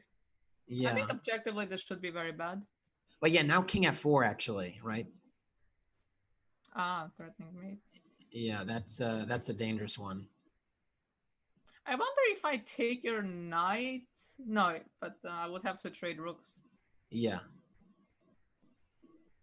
All right. Well, we'll see how this kind of develops. Shall we go for? I think actually we might be reaching the end of the. Oh, is it coming right? Oh, Bishop D5 net. Oh no, King G5 and then Bishop D5. Is this game like almost over? I feel like we're gonna see the end in a second now because with so little time. All right. So yeah. So we'll. So you want to hang in tight and finish this one? Yeah. Again, we're down to double digits unless I have a lag of some sort. Okay, Rook C5 at the very least. We can go Bishop D5. Unless there is like this kind of ideas. Oh no, you're here. You're gonna take. What am I doing? Just take here. Maybe King H6 move. No, what did he play? Oh, he hasn't played it. Yeah, White to move. So what's the cleanest? Probably. Maybe King F6. Oh, King F6. Maybe Rook E5. That's a funny tactic. And then take here. Well, also, isn't there King F6, Rook B6, right? Oh yes. Yeah. So maybe even here. Yeah, King F6 is a terrible move. So yeah, probably Rook Bishop D5 is the clean. Is somewhat clean, but I'm not totally sure. King F8, and then I wasn't finishing the game or finding a way to finish it cleanly because I want to go Knight G6, but I'm not sure. Okay, so if I go King E7, I don't have this right because you simply take. Yeah. Good way to lose a game. So this is the moment here after King F8 and instead of Rook D8. There's something here that we're missing. Maybe just take. Yeah, this is the feeling, but it felt like my king is not, I'm not mating. I'm winning, but I'm not mating. It was just, So it bothered me. It feels like there should be a mate here with the king cut like this. Yeah, I'm not quite seeing it either. What can we be missing? Do you think I saw something? Oh, so you want bishop d5? So king f8 only move and king f6. Ah, he's gonna put a bishop on Bishop e6. There we go. Yes, yes. Okay, now this. Beautiful, beautiful. And this is the construction we're looking for. Rook d8 and knight g6 are potent. This is a nice checkmate. That is very nice checkmate. Yeah, and it's down to seconds again. Isn't this? Yeah, this is maiden. I was like, wait a minute. Wow, very nice. I'm glad we cut that. It was a very nice finish. And I must say, given the drama that White survived in that middle game, what an accomplishment, frankly, to survive that blistering attack and to actually win the game. Impressive. Yeah, I would say Black collapsed here. I think the main culprit was time travel, because they reached the position where he was down on time, and I think e5, you're right, is the move that compromised the structure, and then everything went bad. But I think it's also this transition from one part of the game to another. Like, you're winning, and all of a sudden you're not winning, and you have to adjust to it mentally, and sometimes it can be hard to do. Right. Yeah, and I think it almost reminded of the game that we looked at in the first round, where someone played this, like my variation, the Queen's Gambit, where you basically you have an overwhelming advantage basically, and then the time just comes into play, and then the player starts to get a little bit of hope, and they defend, and they're tenacious, and just the flow of the game, the natural progression of it gets compromised. And sometimes it's difficult to turn that table around again, So, yeah. Yeah, I think mentally being 100% in the game is so difficult, and keeping up with the changes of the game, because when you have a good position, you just assume your position is always going to be good, and sometimes it slips out of your hand and you don't realize it, and that's why you mess up, you lose winning positions. Right. Because instead of taking a step back and being like, okay, not the time for this anymore, I need to make a draw. And I gave an example from one of my games. You just think, no, I need to be winning. I should be winning. And then you get frustrated because you're not finding the win, right? And then everything just goes in another direction. I mean, again, okay, so we're speculating. It's hard to say, but, just looking at it, I think that might be part of the problem, but I think mainly it was he spent too much time in this tactic in the middle game, and I think in the end game he just kind of collapsed. I mean, and White was very smart. White had huge time advantage, and he just played on it. He capitalized on it. He could have repeated and made a draw, but he was like, earn your draw. Right. Yeah. All right. Well, I think we will head to a break now, and see you on the other side. Yeah, we'll be right back.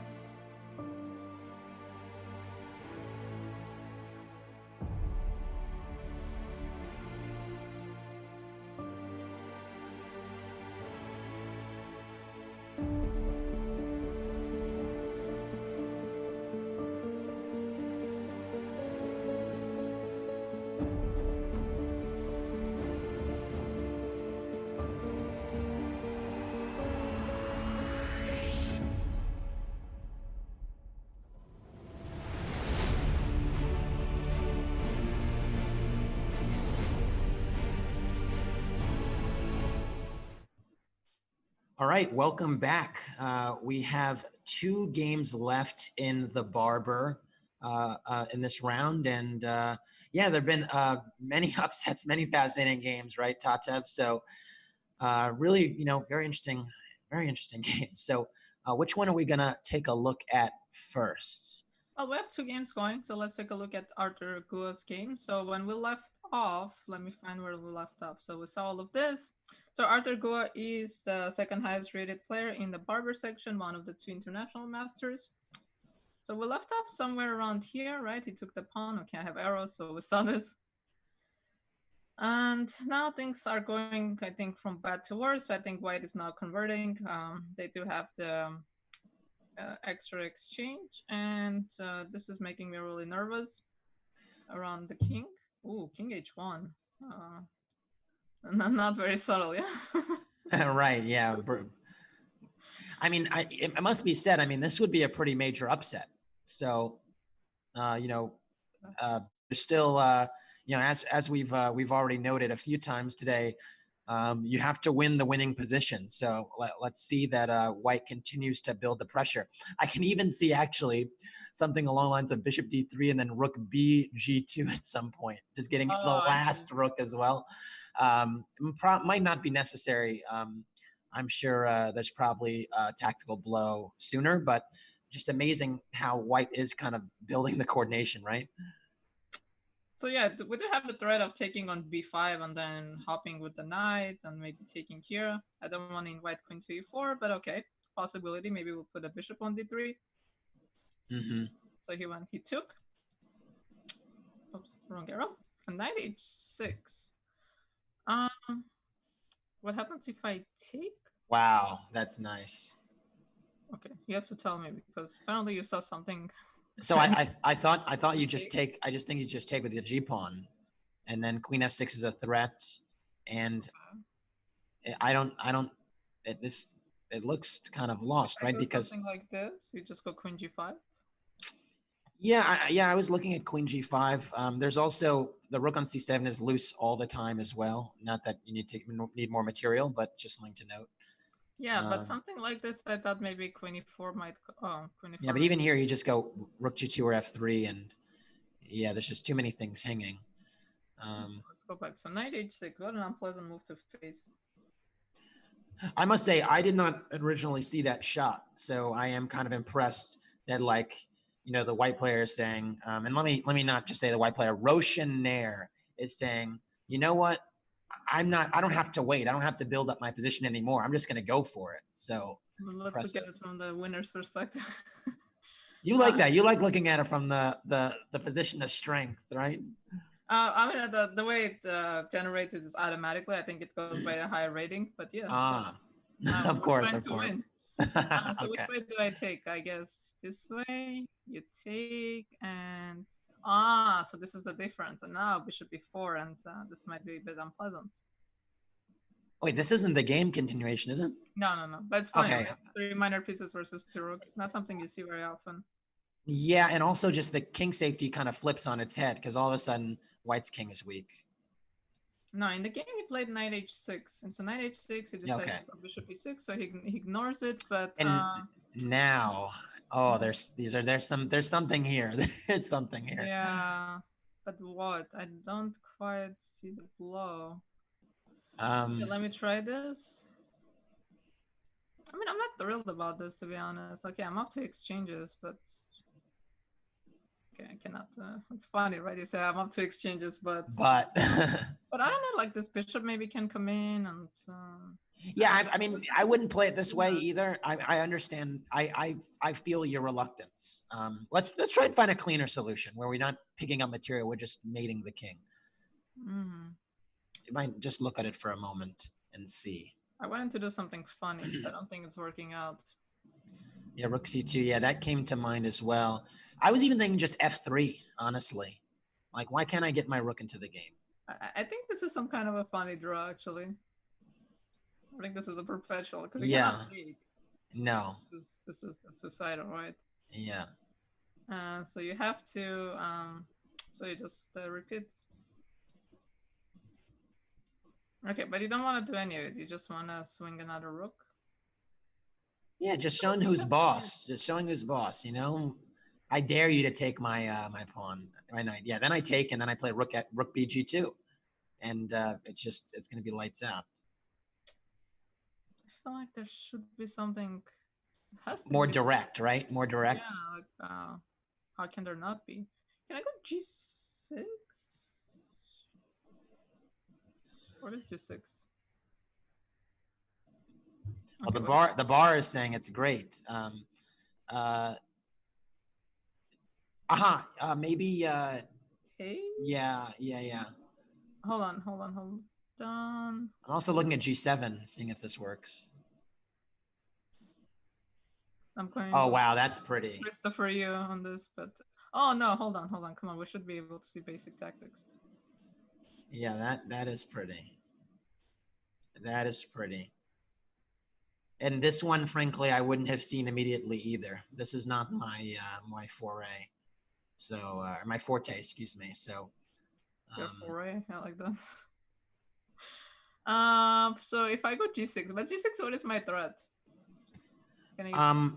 You're threatening F7, right? That's what you're throwing. So if they take. No, but what I meant, like, how does this, like, how is this an improvement? Do I take on G6 now? Is this somehow better? I mean, this does feel better, right?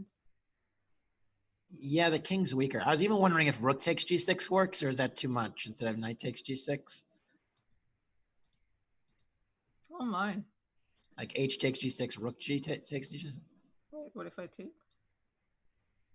I was looking at knight takes, and then knight F8. Oh. Oh no, the queen can take on G6. Yeah. See, this is. Oh, I this thought is you were trying to mate me, but I think you might run out of pieces. Yeah, your Yeah, rook on yeah. B2 is kind of awkwardly placed. I Yeah. think he made a move. Oh, he went knight G6. So he went here, takes and takes. Okay. Okay, so we're gonna get the double exchange, and that's enough to win. But yeah, I mean, it's always interesting to see how people win positions as well, right? Because obviously, like a lot of times when there's more than one way, and when there's more than one way, it kind of says something about your style, the way you handle the winning position, right? And usually when there's more than one way, it's a good good opportunity to go wrong. True. Certainly, we've been there. Certainly been there. So, yeah. Okay, but so what are we gonna do? Just rook c1 or something? I wouldn't. I would not allow. I would not allow bishop e4 check. To be honest, I was. This is kind of concerns me. Yeah, you're getting in just in the nick of time. I was gonna try to play f3 sooner if it worked. Maybe it's just blundering e3 or something. Yeah, but even allowing these checks seemed scary to me. This cannot be good. Now your pawn structure falls apart. Okay, so hold on. What's the position?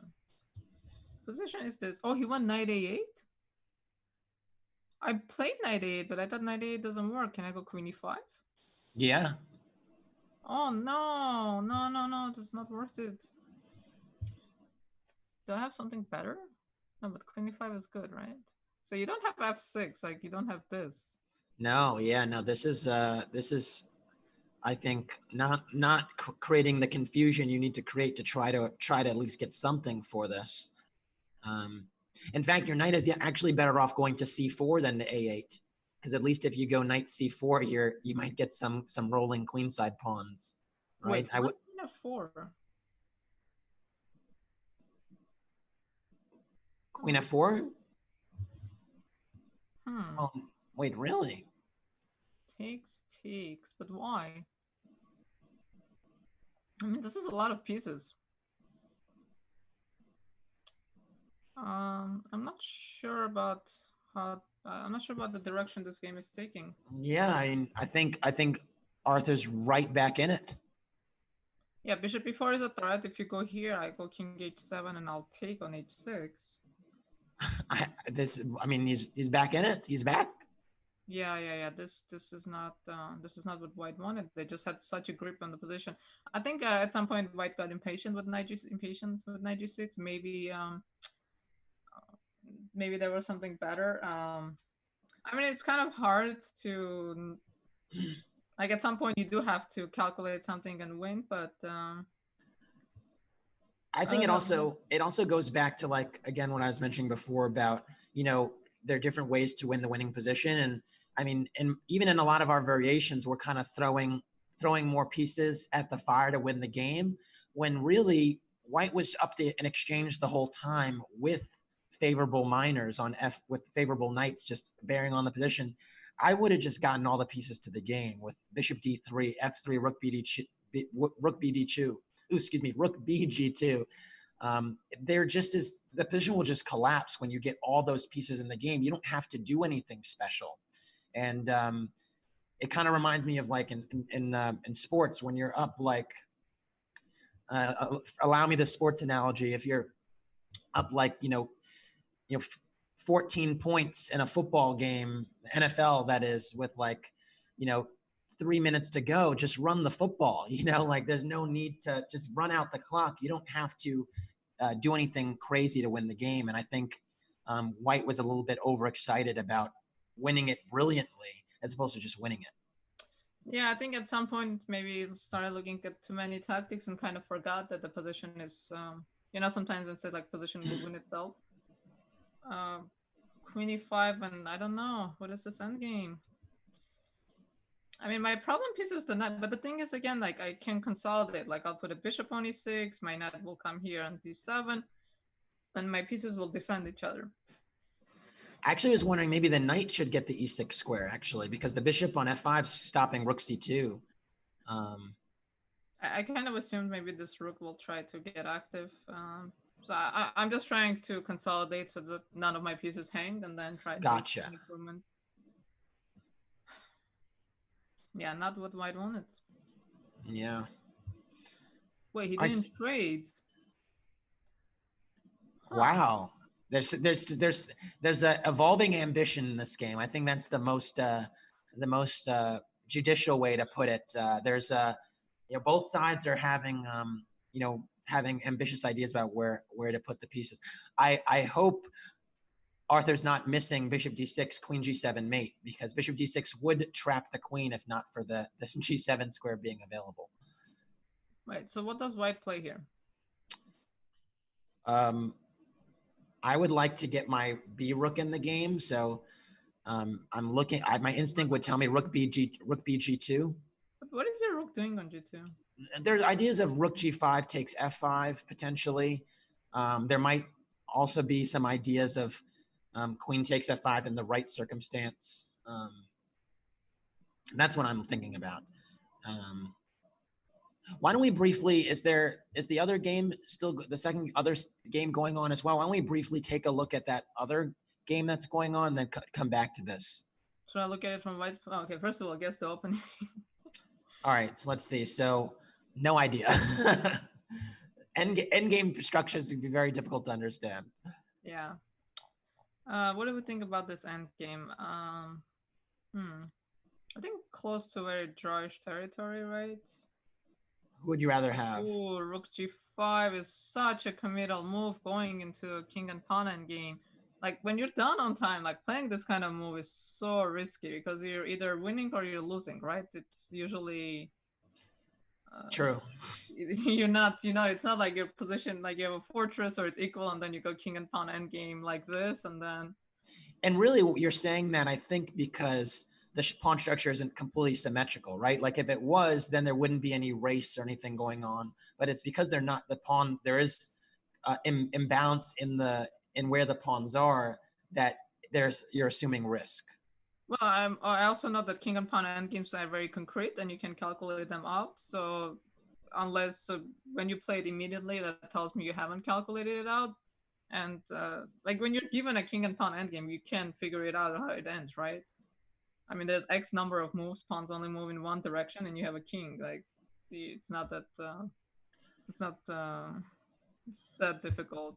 And here I see I have a passed pawn. I understand you want to have a distant outside passed pawn, but it looks like such a risky move. So what happens if we take? And I don't know. So I think actually the idea here if it works, would actually be to start with king b4 maybe, because you're going to need to support the pawn, right?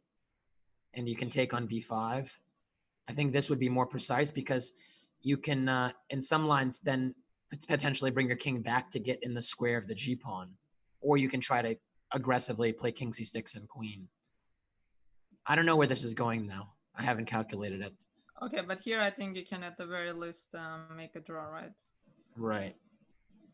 But again, this is like so risky. Oh, to go rook g5 immediately. Because you just have no idea where this is going. Yeah. I mean, okay, maybe black has better foresight and they see they're gonna have an outside pass pawn and they think that this gives them a winning chance. But so yeah, this looks drawn. It looks. I think in general this kind of decision is kind of reckless.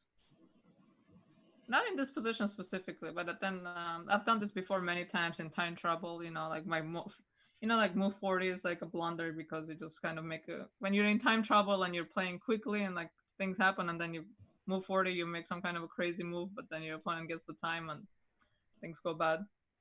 Yeah, I mean, you might maybe just to play a bit of devil's advocate, maybe they see that they're relatively low on time and they see a concrete variation that kind of forces matters. And they kind of see that, you know what, if I get this right, I get to navigate to something that's very clear cut without a lot of time. So maybe they did work it out. I'm inclined to agree with you though. Yeah, but that's the thing. But what you said about trying to force the matters, and I think sometimes that's also maybe a sign of impatience. And again, maybe here it's working out. Maybe black calculated everything correctly and they played, and everything I'm saying is just baseless. But I think in general, when you're like you have a draw or you're equalized or you're holding your position and then you try to force the matters, and then like it's a sign of impatience, and then something goes wrong for you. Okay, here, because maybe this outside pass pawn gives enough counterplay, what I'm foreseeing another possibility, you take on c4, you run for this pawn, I come take this pawn, and this guy's, and then ends in some kind of a draw of exchanging all the pawns. Yeah, that's what I kind of anticipated as well. Why don't we go back to the other game, since this kind of worked out. Now we're looking at it back from the back point. Yeah, so we gotta keep. Do we want to keep it this side or the other? Because I mean, it seems like white has done some reasonable things in the past two moves, just getting the rook over. No, this is not. This is our analysis. So queen b3 happened. This happened. Oh, okay. I take that back because the rooks on the e file are not. That's not the place you want to be, because actually playing e4 actually just weakens the white king. All of a sudden, the queen coming to the long diagonal on a8 sometimes will be problematic. I think it's extremely risky to try to push these pawns. And opening up a position when your opponent has two bishops. But I can see it happening because for a long time white had upper hand. So I can see white still pressing even if the advantage slips out of their hand. And this is what we talked about before our break, right? Because when you're, or after our break actually, when you're constantly, when you have a good position, you have a good position and you just kind of feel like you should always have a good position. Like you don't really get the point where things get out of hand. So you're still under the impression that you should be winning, and that's when things go horribly wrong. Like you don't backtrack. Right. Yeah. So I can totally see it happening in this kind of a game when you think, okay, like I'm still doing better, or you get frustrated. Okay, but now you're collecting a couple of pawns, so this can actually objectively be kind of dangerous. So what are you thinking black is going to do here? I don't know if can black hold on to. I can black hold on to these pawns. I was hoping to bring my knight into the game, but I don't know if I can just pitch my queen side to do that. Okay, let's try. It's not my pawns.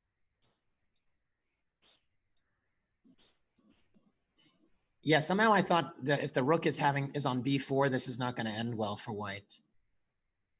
If I go here, now if you trade, now I'm happy, right? Because I have. Oh yeah, of course. Yeah, now white was.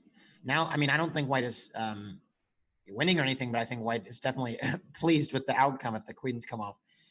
Why in the position right after rook c5 um can we go to that position after right after rook c5? So yeah, there's these knight maneuvers that are, you know, obviously promising. How, again, would not be, these are not my pieces, but how bad is knight c4? Oh my. Again, not my pieces. I'm just saying, how bad is it? I take. Right. I just wanted to see b takes c4, and it just, the position just turns on its head again.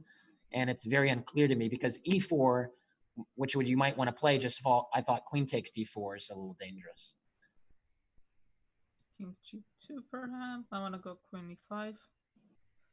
Gotcha. Okay. So c3, you're going to play queen e5 and argue that, you know, the rooks are still rooks. It just seems very, very messy to me. I would, again, wouldn't be my first move, but I thought it's worth showing. Just not a material imbalance you see every day. So I have to go back to the other game. Something went wrong here, and I kind of feel justified for what I was saying. You know, Black had. I mean, okay, you play for a win. I can respect that, but also staying objective. Actually, looking at it from this point of view, okay, so you lost all the pawns. I wonder actually what happened. So we saw all this. So a lot of arrows. yeah. So they didn't start pushing. Yeah. Yeah, king e7 is so you give up a pawn and then you play a little passive. Oh, I like b5. b5 is brilliant, actually, because the king is now can never take on d4. Man, these kids are so good. What is going on? Oh, this is amazing. This is study-like. Game ended. Hold on, let me go back. Yeah, no, that is worth. That's worth this construction. I think a lot of folks out there will be. It's important to understand that when the pawns are a knight's distance away from each other, like b5 and d4 here, obviously the a pawns are a factor. So let's say that the a pawns aren't there, but so now white needs their a pawn on a5. But the point is, when the pawns are a knight's distance from each other, the king can't actually capture the one behind it without letting the other one run. And that's actually the issue here.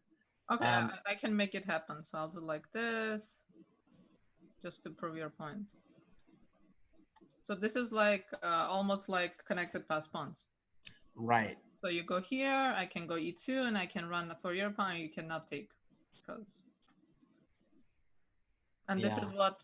So this is Kasa's point, and this is what White did in the game. Eli. So b5 was a great move. I mean, I feel like I have so much lesson material from these games alone. I can just show this this games to my students for like the next 2 weeks. This is amazing. b5, fixing this pawn, so we see this knight move away, and now he's going to create another pass pawn, and we are in the square of this pawn, so we don't have to worry about That's the thing I think is actually even just as impressive, is just the awareness that they have the time to do that and get back in the square is pretty cool. So all of this happened, and if king d5, now we go here, and if you distract me with your pawn, that's fine, and you cannot take it because this pawn runs.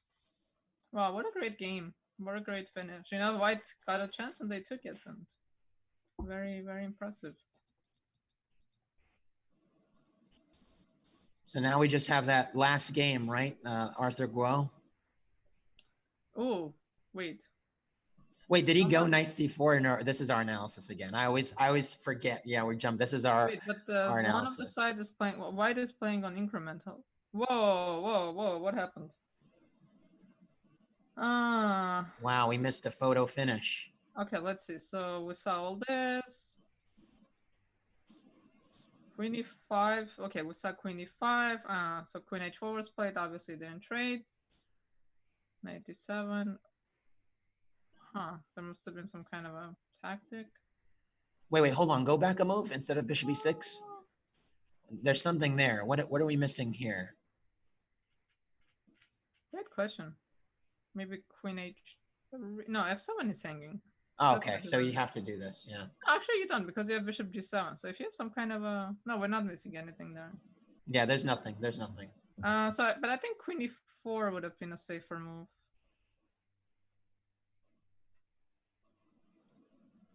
Queen d6 is a bit neglectful.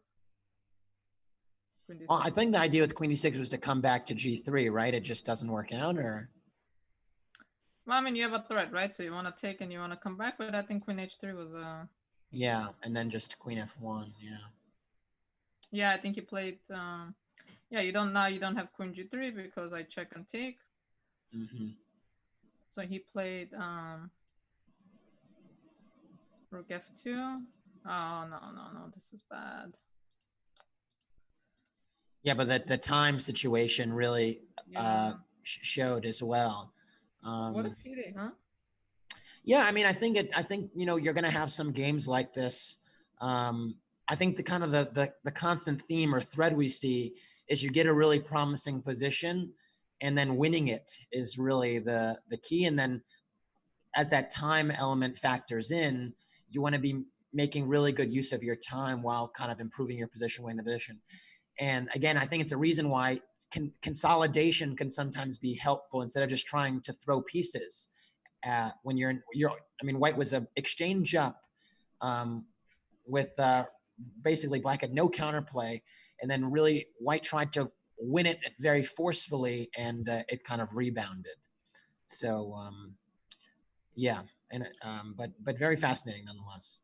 Yeah, this would have been a huge upset, defeating an international master, and with the white pieces, but nonetheless, in the second round would have been amazing result. Yeah, this is really a pity. Like I have messed up a lot of games like this, and I really feel for the white player Roshan there. He played a great game. Yeah, he did what he had to do. I'll give him a lot of props for admitting his mistakes, as you put it. Putting his queen on an awkward square and then fixing it. I think takes a lot of awareness, takes a lot of understanding, and being able to admit this kind of mistake is not easy at all. So a lot of props to him. Probably all these kids are super underrated. The IMs that we have, they're probably like gem strength. But everyone else, like this 1900 players we see, 1500 players we see, they're playing such quality chess. Like this pawn endgame is just amazing. Yeah. Like we look at this b5 and everything. Yeah, amazing stuff. Like I understand. Like feel so honored to be part of this and watching these games and being part of this event. All right. Well, on that note, I think we will we'll take a break before the next round begins. So stay tuned. So yeah, next round 7 p.m. Eastern, 4 p.m. Pacific. So join us then. All right.